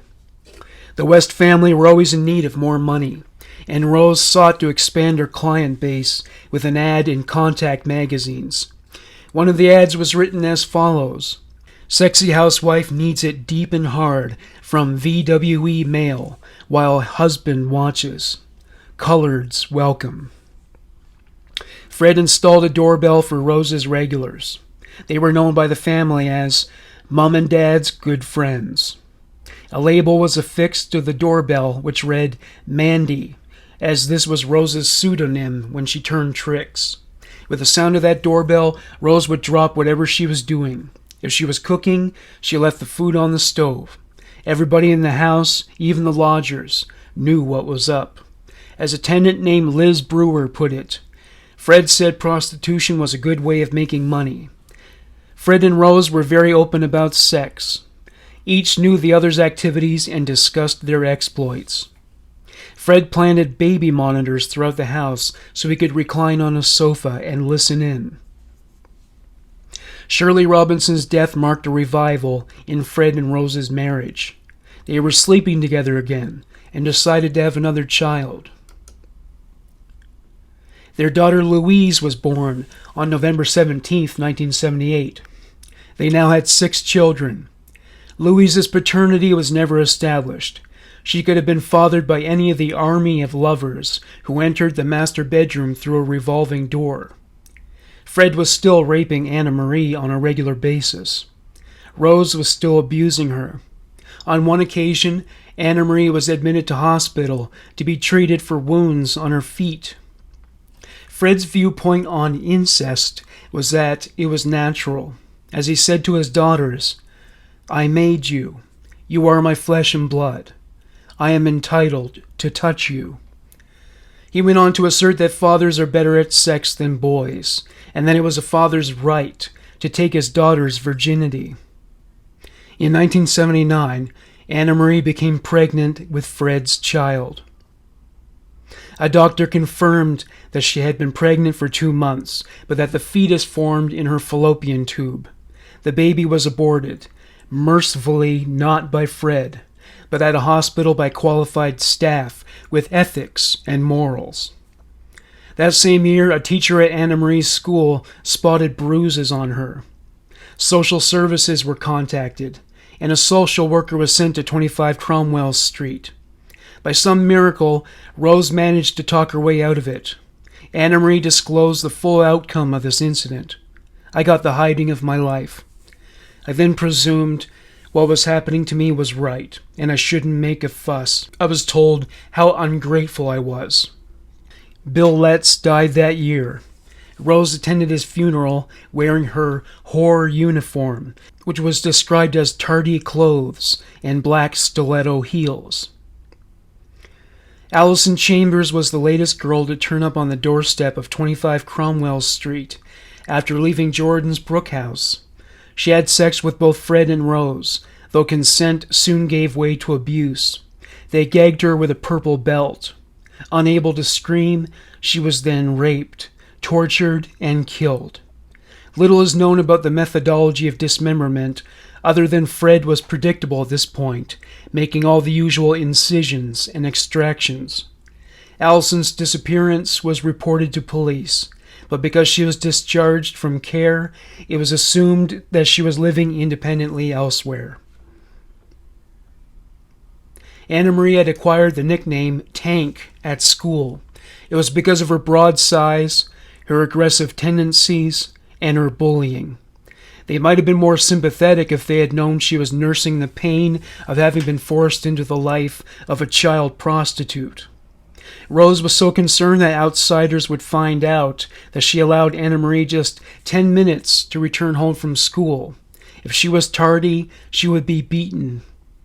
Anna Marie's life was only getting worse. It used to be that Rose dished out the majority of the physical abuse. Fred was now getting in on the action. Once, when she tried to intervene in an argument between Fred and Rose, he kicked her in the face with a steel-toe work boot. When her face began to bleed, Rose laughed and told her it would teach her not to be so cocky with them. As it appeared that the abuse would only continue to escalate in the foreseeable future, Anna Marie ran away from home at the age of 15 and stayed with friends. Their abusive tendencies were redirected to the remaining children. Fred hated Heather, who was 10 years old by this point. She was a smart girl who did well in school, but Fred overlooked this strength and put her down constantly. In full view of lodgers, he would call her names, saying she was ugly. Fred and Rose had their favorites among the children, and they were not secretive about who they valued the most. They were latchkey kids, allowed out only to attend school. Outside children were not allowed to visit, and the West children were not allowed to visit other children's homes. Most of their free time was spent doing housework. If it wasn't done properly, Rose would go ballistic. Sometimes she beat them for no reason, or for reasons that made little sense. To quote Steve, "Mom hit us for no real reason. It could be anything. She made reasons up, like if the dishcloth went missing. She would stand there and keep screaming, 'Where is the dishcloth?' You used to be running around trying to find it, and she beat us until we found it."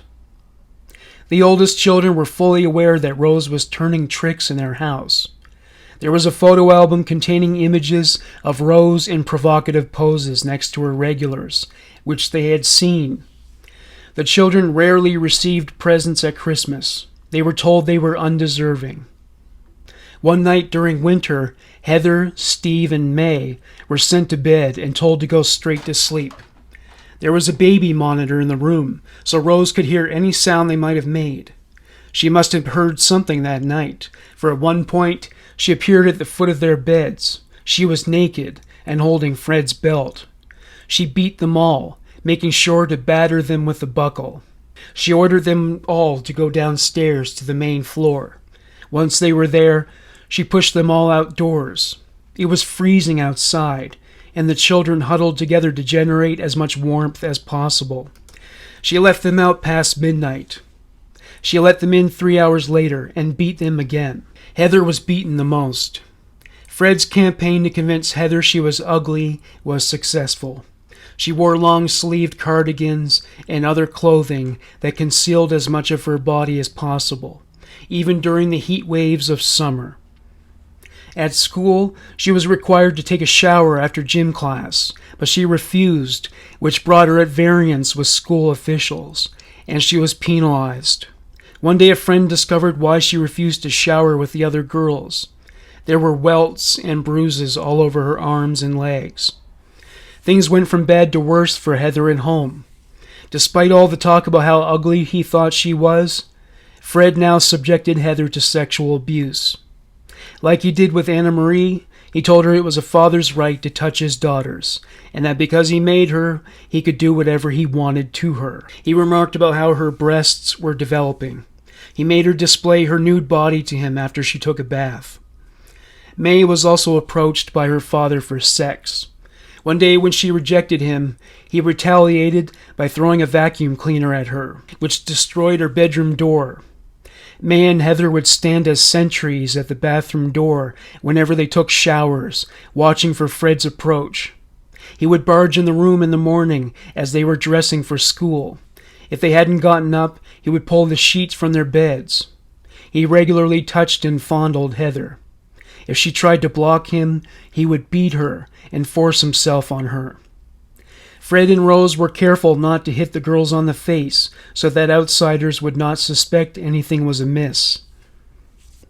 The abuse Fred and Rose inflicted on Anna Marie took a toll on her private life. She was unable to be intimate with her boyfriend. She used tranquilizing drugs to cope with the flashbacks. She saw a psychiatrist for a time. She eventually told her boyfriend what happened, but made him promise to keep it a secret.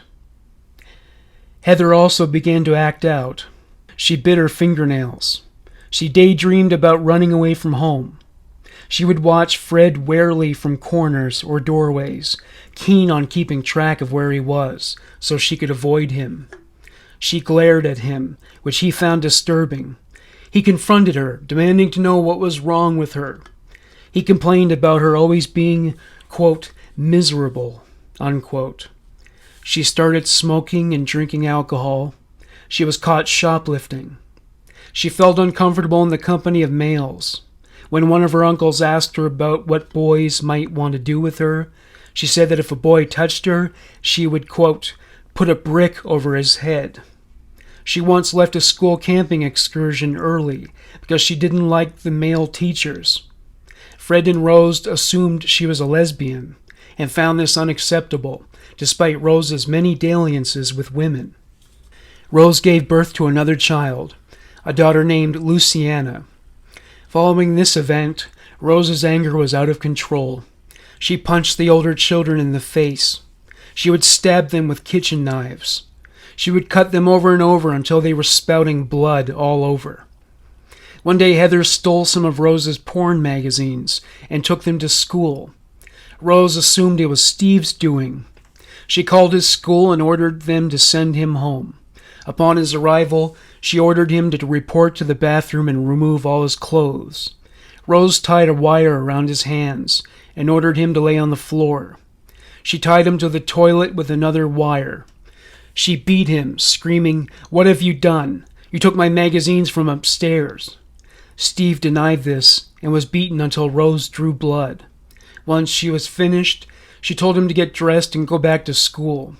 Later that day, Heather was caught with the magazines at school. Rose didn't punish her. She just laughed and told her not to worry because Steve had taken the beating.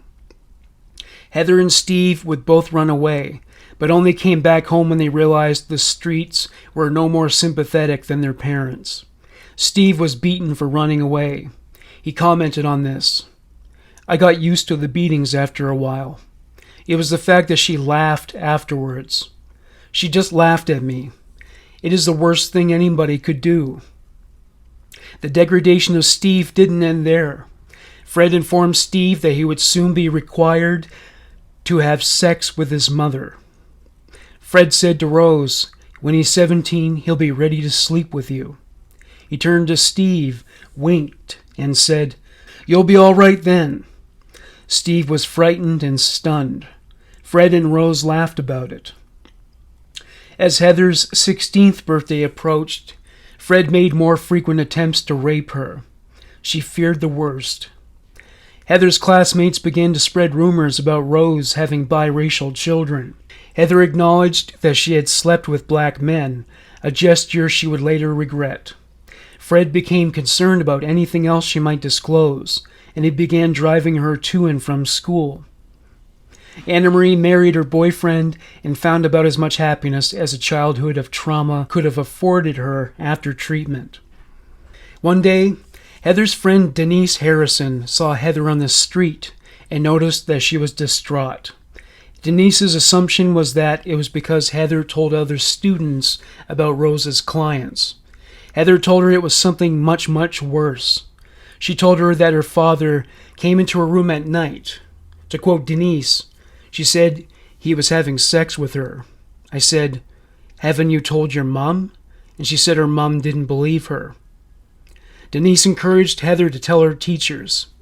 Denise had seen the marks on her body during gym class. Heather told her Fred was responsible and went on to mention that Rose thought she was a little bitch and deserved the beatings. Heather was too frightened to tell anyone. So Denise told her parents. They were friends of the Wests, and her mother told her Fred would never do such a thing. Denise felt it wouldn't be right to discuss what she considered to be sensitive family matters at school, so she didn't pursue the matter any further.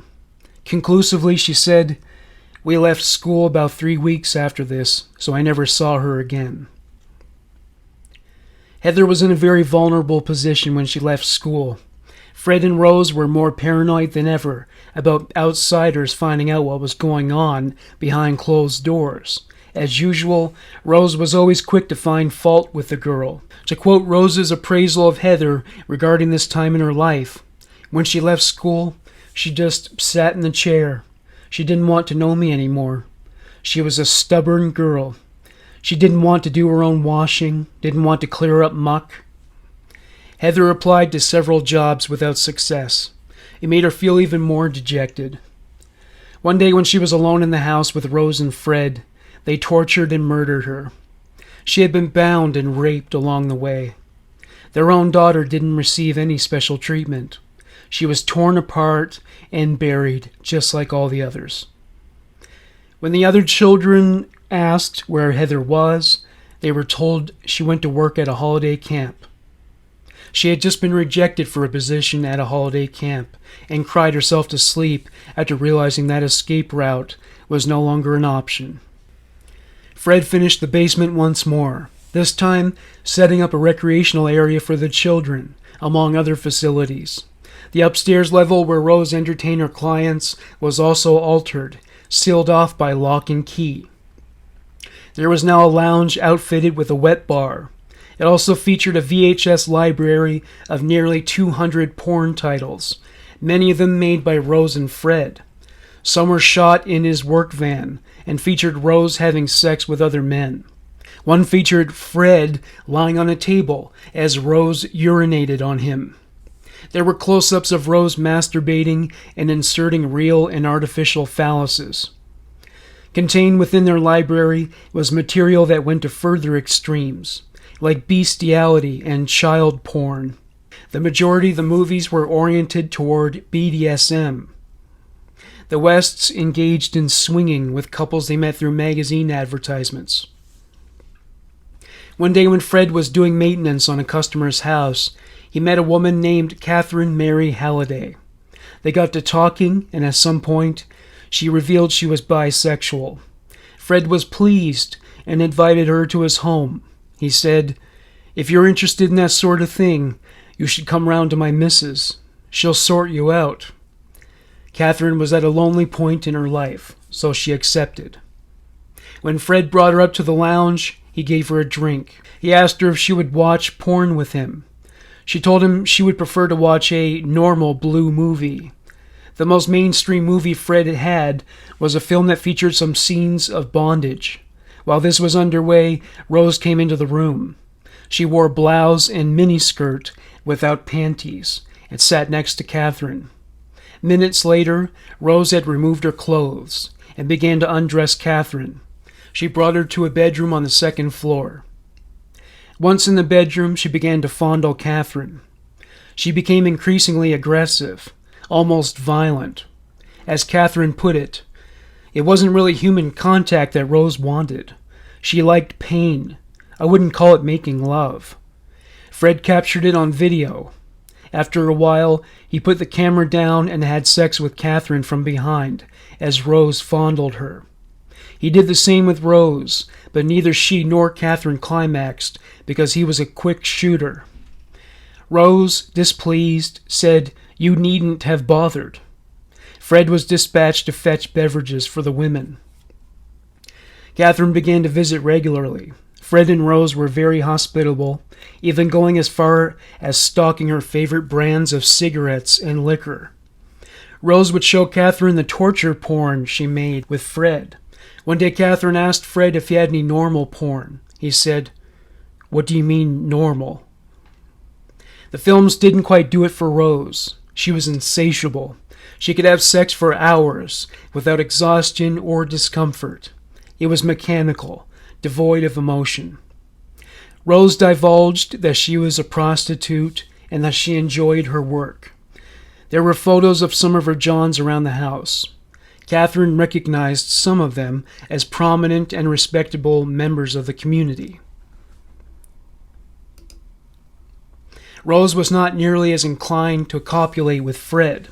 His teeth notwithstanding, she was put off by his corpulent and hairy body, not to mention his small penis, whose insubstantial dimensions have been confirmed by other sources. They tried to talk her into a BDSM session, but she had seen what they subjected other women to in their homemade pornography, and she passed. The sex became more and more extreme. Smothering, insertion of enormous dildos, and other painful practices caused her far less pleasure than they did with Rose. They were keen on pushing her to withstand as much pain as possible. At one point, they asked her to move in, but she'd had it with them. The sex was only bound to get worse. In autumn of 1988, Fred hadn't spoken to May for nearly 2 months. He was resentful that she wouldn't let him rape her. He accused her of being a lesbian. May started dating a boy named Rob. To her surprise, he was allowed to move into 25 Cromwell Street. He lived with May in her room. Fred and Rose were pleased to find out May wasn't really a lesbian. They were happy they had a sex life, and Fred stopped hitting on his daughter. Rob was well aware of Fred and Rose's preoccupation with sex. They were always talking about their sex life. They were happy to let Rob borrow their porn videos. Fred would often ask Rob in the morning what he and May did in bed the night before. Fred would try to amuse Rob by putting his hand under Rose's skirt and holding up his fingers, saying, "Smell her." Rob was allowed to continue living at the West House because of his functional sexual relationship with May. Part 4. Disclosure. So far, Fred and Rose West had succeeded in keeping the darkest secrets about their dysfunctional family situation away from the prying eyes of Good Samaritans, with a few close calls. That was about to change. A 13-year-old girl who had been staying with the Wests confided in a friend about the sick and twisted things that went on behind closed doors at 25 Cromwell Street. She told her friend that the Wests had both abused her and that Fred had raped her with Rose's encouragement. She was traumatized by the experience and told her friend because it seemed that nobody else would have been kind enough to listen without prejudice. Her friend was also 13 years old, but she understood at that age that what was happening to her friend was wrong, and though she was initially reluctant to go to the police, she realized it was the right thing to do. She reported what she heard to a beat police constable. An investigation was initiated. The police partnered with social services. Much to the West's displeasure, an especially dedicated and tenacious female officer spearheaded the operation.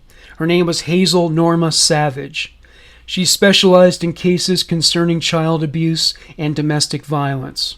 As luck had it, she investigated a case involving Fred's ex-wife Rena and their troubled marriage. She was well aware that he had a history of deviant sexual behavior. Fred and Rose had been jointly charged with the sexual assault of a young woman in 1973, so Hazel knew there was potential for serious danger in the lives of the children who lived in the West residence. August 6, 1992.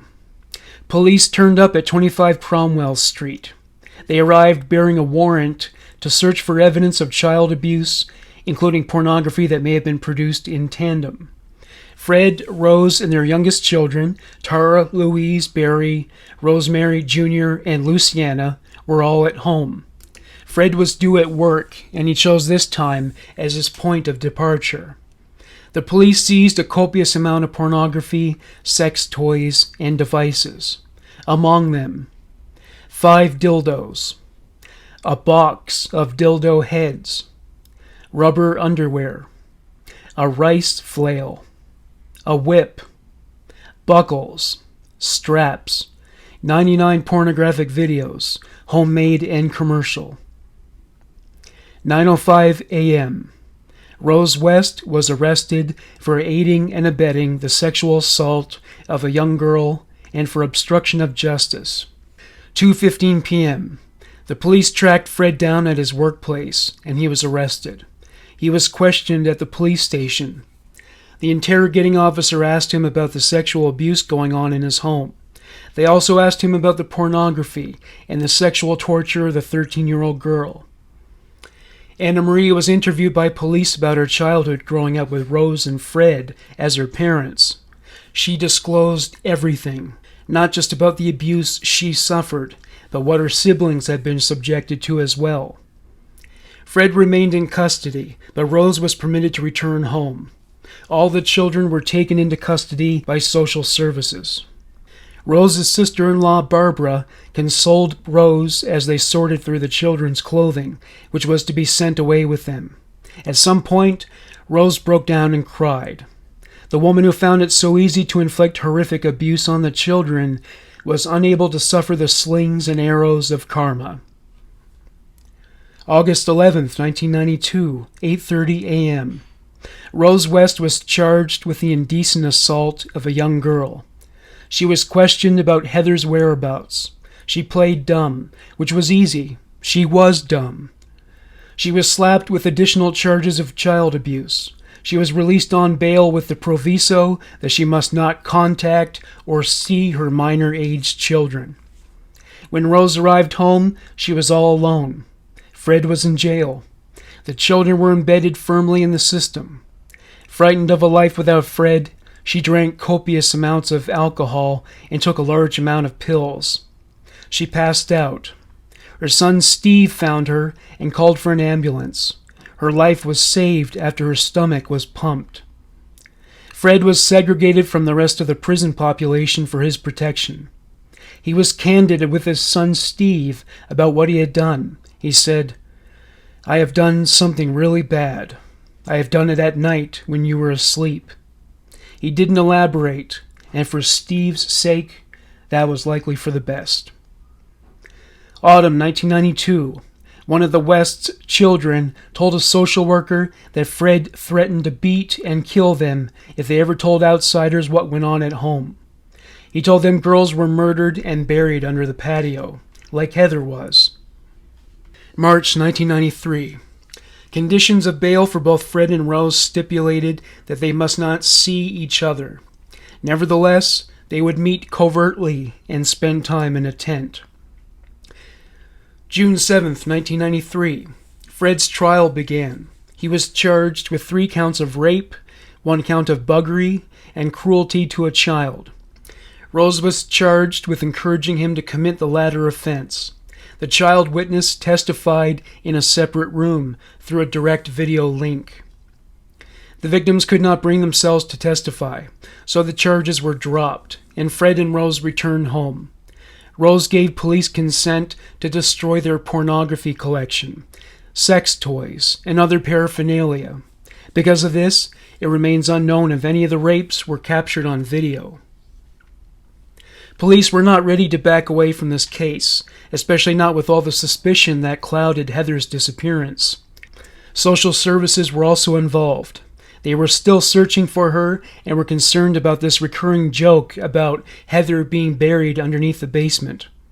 Hazel was among the many investigators who were considering that Heather may have actually been murdered and buried in the West home. Given everything she had heard about the couple's behavior from the children and other victims, she felt it existed within the realm of possibility. The problem was, the evidence was purely anecdotal, so very little action could be taken for the time being. Rose was devastated when she was informed the 5 youngest children would remain wards of the state. She realized that Fred was the only person in the world upon whom she could rely. When the youngest children eventually tried to contact her, she rejected them. Fred and Rose's extended families also cast them out of their lives. Early in 1994, one of the West children living in foster care said once again that they were scared to talk about what went on at 25 Cromwell Street. It was the same litany about how their father would kill them and bury them under the patio, as he did with Heather.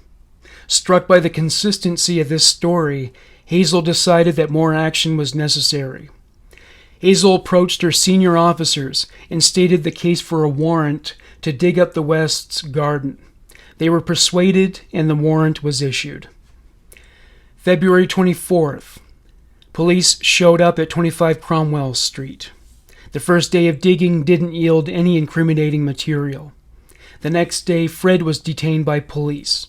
At first, he denied having any involvement with Heather's disappearance. Once they had him in a police cruiser, he finally admitted that he murdered Heather, and that the police were digging in the wrong spot. 5 p.m. Fred gave a full confession regarding his murder of Heather.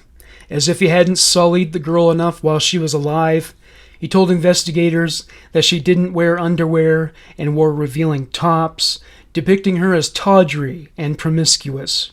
Going into details about the murder, he told them he strangled Heather and then chopped her into pieces using a special knife for cutting frozen foods.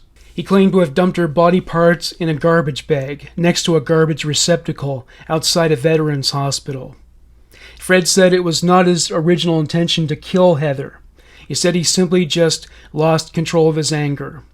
From his interview with Hazel Savage, Fred West, I just wanted to shake her, or wanted to take that smirk off her face. Hazel Savage, but as a result of what you did, she died. Fred West, yeah, and that's the bad part of it. Rose denied to police that she was aware that Heather was murdered, that Fred hid this information from her. The detective was curious to know what that said about the state of their marriage. Rose's response? Well, put it this way. I feel like a bit of a cunt, to be blunt with it. She claimed to be angry at Fred for what he had done, but she was a Pandora's box of falsehoods by then. February 26, 1994.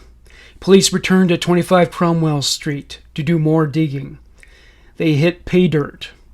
A human thigh bone was found in a hole that was black and glutinous due to a large cache of human remains. Flesh, bones, and organs all blended in with the soil. The smell was enough to make even the most seasoned of veterans lose their tea and crumpets.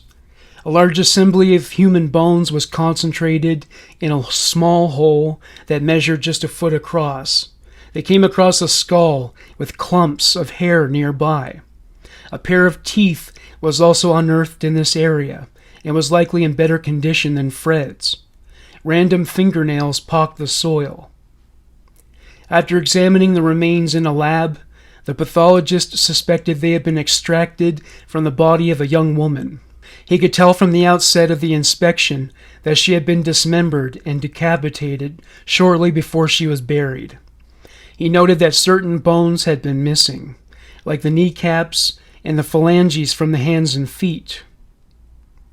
Fred was being interrogated, and police informed him that the digging unveiled 2 more victims. Fred decided to confess to those murders. He told them one was Shirley Robinson, who had been pregnant with his child and was a lesbian.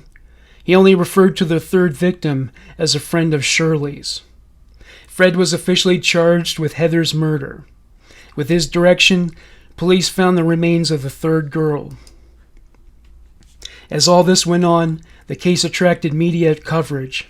Neighbors were interviewed and reported some of their observations about the West household.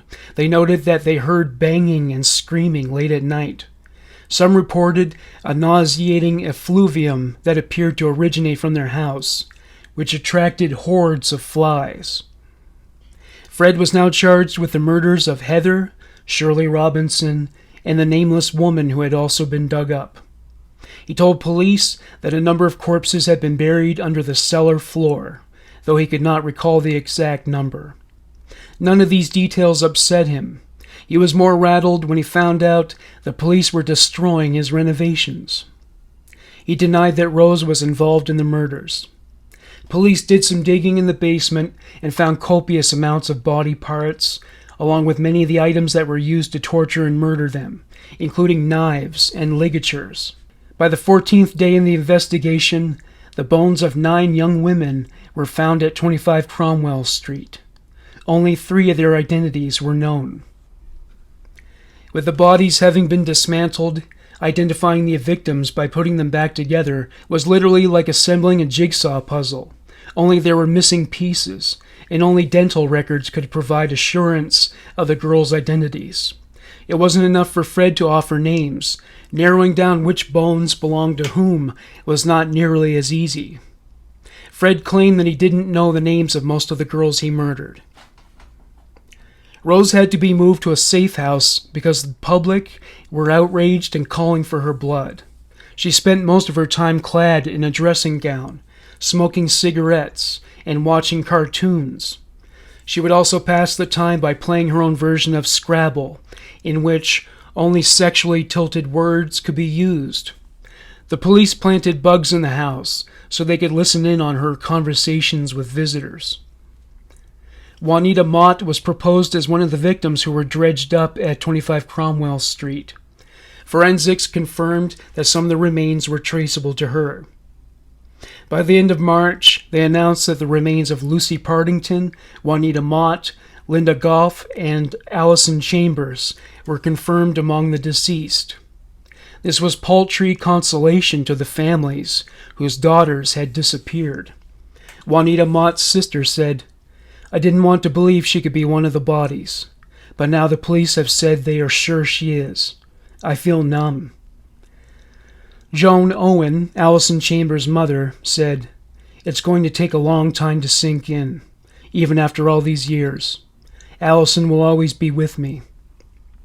Roger Partington, Lucy's father, said, "The grief is still there, but uncertainty is worse." In a joint statement, Linda Goff's parents, John and June, said, "We have lived in hope that she would come home. Now we know she will not." Teresa Sigelt-Toller's father was said to have died of a broken heart.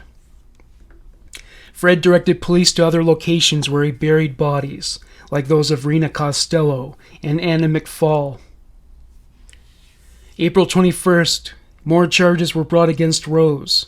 She was jointly charged, along with a 67-year-old man, of raping an 11-year-old girl in the 1970s. She was charged with assaulting a small boy at the house in 1974. She did not make bail and was remanded to prison. More women came forward to cooperate with the police and tell them about abuse to which they were subjected by Rose and Fred. May 5th. Charmaine's remains were found. Fred said he hadn't dismembered her, but the body was broken into several pieces. She was naked, suggesting a sexual element. The investigation was going over time and over budget. The police were confident that the 11 corpses they found were more than sufficient to put Fred and Rose West behind bars for life. Part 5. The End. At Rosemary's trial, the judge evaluated the evidence provided and concluded that circumstantial evidence in this case was sufficient to find Rose guilty. Consistent with British criminal law, when two people are equal partners in a murder, they are considered equally guilty, regardless of who gets their hands dirty. The judge concurred, and they unanimously delivered guilty verdicts for all 10 murder charges. They added that they considered her crimes appalling and depraved. The judge sentenced Rose to life imprisonment. He made a point of noting that she should never be paroled. In July 1997, she was slapped with a whole life tariff, so it is unlikely she will ever be released. Rose has launched appeals, but they have all failed. She continues to insist that she is innocent. Fred West never received his whole life tariff. He committed suicide by hanging in his jail cell. The following sentiments comprise the content of his suicide note. To Rose, West, Steve, and May. Well, Rose, it's your birthday on the 29th of November, 1994, and you will be 41, and still beautiful, and still lovely, and I love you. We will always be in love. The most wonderful thing in my life was when I met you. Our love is special to us. So, love, keep your promises to me. You know what they are. Where we are put together forever and ever is up to you. We loved Heather, both of us. I would love Charmaine to be with Heather and Rena. You'll always be Mrs. West all over the world. That is important to me and to you. I haven't got you a present, but all I have is my life. I will give it to you, my darling. When you are ready, come to me. I will be waiting for you. Wherever Fred West is, hopefully he is suffering the same tortures that he inflicted on his children and other victims. The following is an interview with Anna Marie. I remember when Dad first brought Rosemary to see me, and she had a present for me. It was a doll that you pulled the string out the back and it crawled. And, you know, she seemed very nice. And, you know, we all went home. And I just loved my dad so much, and Dad seemed so happy. My relationship with Rosemary, my stepmother, it's difficult because there was only 10 years difference in our age. And, you know, she was very young when, you know, I first actually met her. I was made to call her Mum. I didn't used to. And my elder sister, Charmaine, she was a year older than me, she used to aggravate Rosemary because she used to say, "You're not my mum, I'm not calling you mum." And I was very much a coward, really. You know, I would cry the slightest thing. And Rosemary did have, you know, a temper on her, and like I say, Charmaine would antagonise her, and I would get the brunt of it. And I'd sort of anything just for a bit of peace and quiet, you know, peaceful life. And as regards my dad, I was very much a daddy's girl. You know, I idolised my dad, whereas like Charmaine really was a mum's girl, you know. And I loved my dad, you know, to bits. We were very close, and jealousy came in when Rosemary came, and she actually put a wedge between us. She would, you know, say that I was doing things that I hadn't, and and then Dad would have a go at me, and the closeness did actually, there was a split in it, which was, very sad. And I remember a couple of occasions, Rosemary has got an awful temper, and the one time she stabbed me in the arm with a knife because Charmaine had been annoying her, and I got the brunt of it, basically. And another time we were at the sink, I was waiting to wash my cereal bowl up, and Charmaine was being awkward again, and Rosemary took the bowl off me, swore at me, and then hit me over the head with it, and I had a cut in my head. So it was a very, very hard situation, I thinking back, because of like the age Rosemary was. She was only a child herself, and she would have mood swings, temper. And I always remember, and it sounds awful, but when Rosemary got in a bad mood, she'd actually froth at the mouth, and her eyes would literally roll, And also, when you were told to do something, you never asked why. It was a case of yes, like if she told you to jump, you'd sort of say yes, how high, and you never was allowed to have eye contact with her. She wouldn't like that, and I suppose it frightened us, so we didn't really.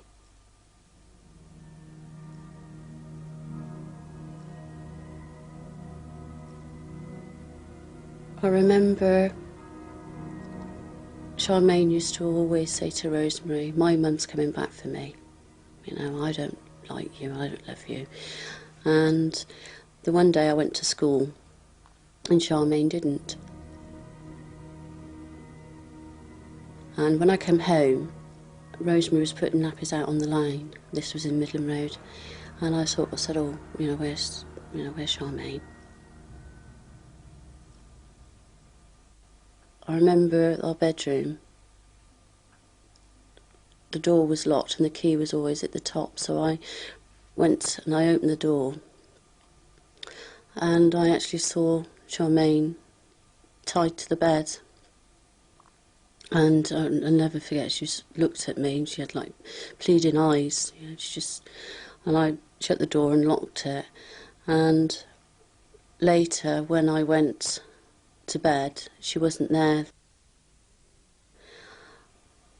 And people say to me, well, didn't you know anything was wrong? Why didn't you do anything? It's difficult for me to explain that the way we were brought up, you didn't ask questions. And also, on a regular basis, myself and Charmaine were made to stand on chairs naked and would be hit with a belt. So it wasn't an unnatural occurrence. That's the hardest thing of trying to get across to people, that I'm here now, I'm sat here now, I'm a grown woman. I was only a child at the time, and I didn't know any different. But what actually came to light was the fact that because Charmaine went missing, we were both on an at-risk register with social services. Basically, they couldn't afford to have us both go missing. And because Charmaine was, I'd say, the troublesome one, I class her as the brave one, they decided on her, whereas they needed me to look after the children and to, I suppose, put a front up. When I was 8, I remember it very well. We had a basement which was made into a play area, and I was told to go downstairs and to tidy the toys away. The children had been down. I went down, and my father and Rosemary came down, and I felt quite apprehensive. I just didn't feel right. I felt frightened. I was told that I had to take my clothes off, and I was sort of, oh, why? And I sort of, don't ask questions, just do it. And I was made to lie down, and suddenly these things appeared on the floor. There was a bowl, some towels, ripped sheets, and what I now know as being a vibrator. I asked what they were doing, and they said that all parents did this to their children when they got to that age, and it was to help me, and it would make me a better person and a better mother and a better wife when I get older. I started to sort of scream and squirm because it was frightened me. So I was then gagged and I had my hands tied. I was still struggling, so Rosemary actually sat on my face, and I remember this excruciating pain. I can't describe it. It's absolutely horrendous. And I sort of was struggling, and I moved my head to the side because I couldn't breathe, so I was panicking. And I noticed this bowl, and there was like red stuff in it. And, you know, it was going on, and it seemed like an eternity. And then afterwards, I was told to get upstairs and clean myself up, which I did. And Rosemary then took me into the bathroom and gave me a sanitary towel to put on. And they said to me that I shouldn't say anything to anybody because it was something that was done by all, but it was something that wasn't spoke about. And really from then onwards it progressed, and by the age of 10 I was actually made to have sexual intercourse with gentlemen, coloured gentlemen. And I remember the one time I wasn't allowed to speak or say anything. I just had to do as I was told. And the one time this gentleman was so big, he actually ripped me, and it was so painful, really sore. And Rosemary ran me a bath and put salt water in, and, you know, sort of never made an issue of anything, so I didn't, you know, being told that it was happening, it was a norm, you know, and I just accepted it. The abuse carried on from the age of 8 up until I was 15. When I say abuse, I don't just mean sexual abuse, it was mental and physical. That's all the same. I remember this one time I'd actually had my cycle, and it'd been going on for about 3 months, and Rosemary eventually decided she better take me to the doctors. I went to the doctors. I was then admitted to the hospital. Nothing was said to me, nobody spoke to me. Rosemary didn't come and see me, my dad didn't. I was there for a week, and they told me that they were going to put me to sleep and have a little look in my tummy.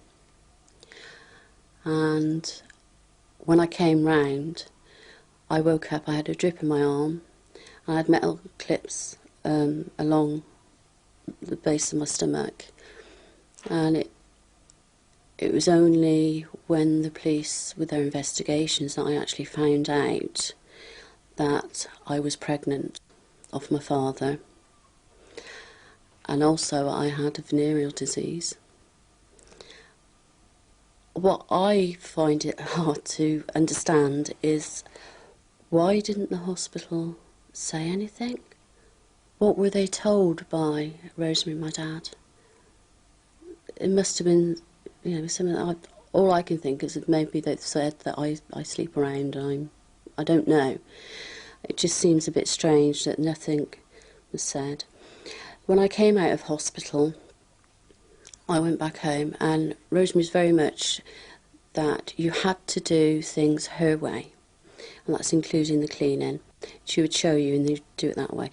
Well, I was dusting, and I wasn't doing it correctly, and it's just 2 weeks after I wasn't doing it correctly, she got very angry and kicked me in the stomach, which I literally dropped to my knees.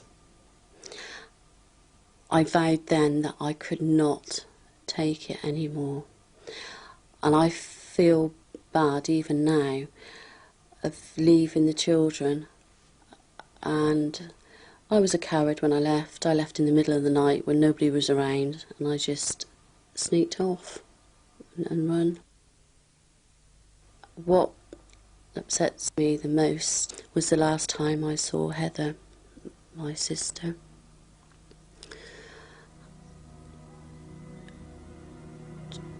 She'd come up to see me, and she was literally pleaded that I let her move in with me. I told her to wait until she was 16. Then she could come and live with me. It was literally 3 days later, I had a phone call from my father saying that Heather has left home. I just thought that she just wanted to break away and make a life for herself. 1992, there was a court case, and it was to do with, children, one of the children being abused. I agreed to give evidence, and I asked the police if they would, protect me, because at that time I was on my own with the children. They said they couldn't, so I withdrew my statement. I then had a telling off from the police, but I did actually mention, that I've been trying to find Heather. Could they maybe help? And that's when they went through dental records. Last time she went to the doctors, national insurance number, and there wasn't any. And what was quite strange is that, it sounds really awful, but there was like a family joke that the children would say amongst themselves, if you don't behave, you'll get buried in the patio, like Heather. And I mentioned about this joke, and it sounds awful.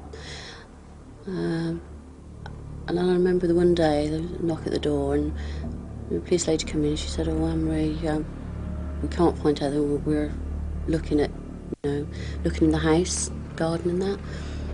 And I sort of said, yeah, and it was as if they were asking my permission, just in case, if it went wrong, there was nothing. And I didn't think nothing of it. And then for them to come back and sort of say, well, yes, she was buried in the garden. And where she was buried, they'd built a barbecue on top.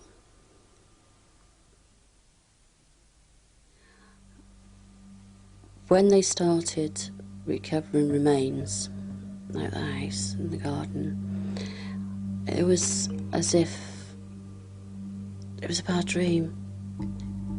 Even now I can't accept that my dad and Rosemary have done this, so awful. I find it hard to believe that, anybody can hurt another person. I couldn't, and to hear and read and see that they're on about, I suppose, your own flesh and blood, your family, it's very hard. And I remember with the media, it was horrendous for myself and my family, my own family. I was being hounded, and the police around all the time was wanting statements, and I lost my life, and it was just so overpowering. I started to drink. It was like my release, my friend, because I did have friends at the time, and when I turned round, they'd gone. So maybe they were only acquaintances, I don't know. And maybe the scale of it, they were frightened. And I was literally being taken pieces out from here, there and everywhere. And I would go uptown, I'd get spat at. I'd be called a slut, nigger lover. And I had my children with me. It was very, very hard. And I would basically go around in a daze. I suppose in a way, it will always seem as if it's a dream. I do tend to find myself sometimes, it's as if I'm above myself, looking down onto me. I'm still trying to come to terms with, accepting that my father and Rosemary are murderers. It's very hard to deal with and to take in, and some people say that I deal with it very well. I don't cry for me, I cry for the loss of the families, their children. And I know, every tear I may shed, it's not going to change anything. But I can honestly say I know how they feel, because even though it was my dad and stepmom, I lost loved ones. I lost my mum, I lost my sisters.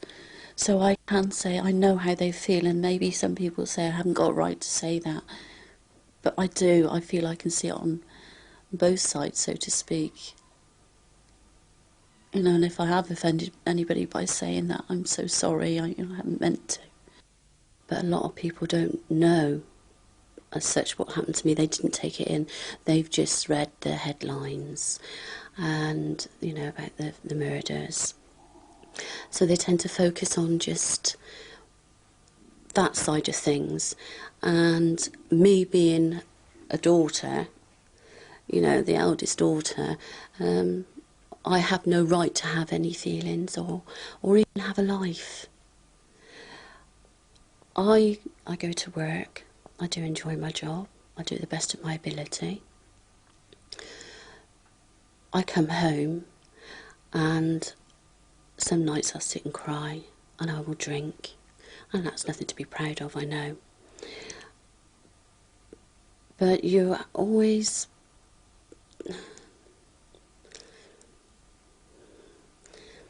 I have problems sleeping, so partly I drink and I go to sleep and I do go to work.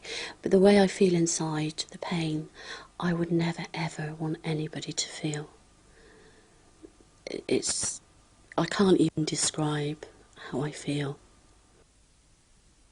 In life, I would say maybe there's only two fears I have. One is if my partner left me, and the other one is Rosemary. She said that if she ever saw me again, she'd kill me. Rosemary's going for an appeal, and this sounds absolutely horrible, but if she ever came out, then I would go. I would sooner take my own life than let her, because there would be nothing left of me. I have that much fear for her, but yet in another way I miss her. So that is like confusing in itself. Also, people find it difficult to understand why I say I love my dad still. And I can't really answer that. I mean, at the end of the day, he was my dad, and he was all I had when I was growing up, when I was young, very young, before you met Rosemary. There was that bond, and I think that is so strong, it's deep, and you can't change it. But I also look upon the fact that my dad was not very well. He couldn't have been for what he'd done and Rosemary done. They couldn't have been well people. Thank you for listening to Human Monsters. Bye for now.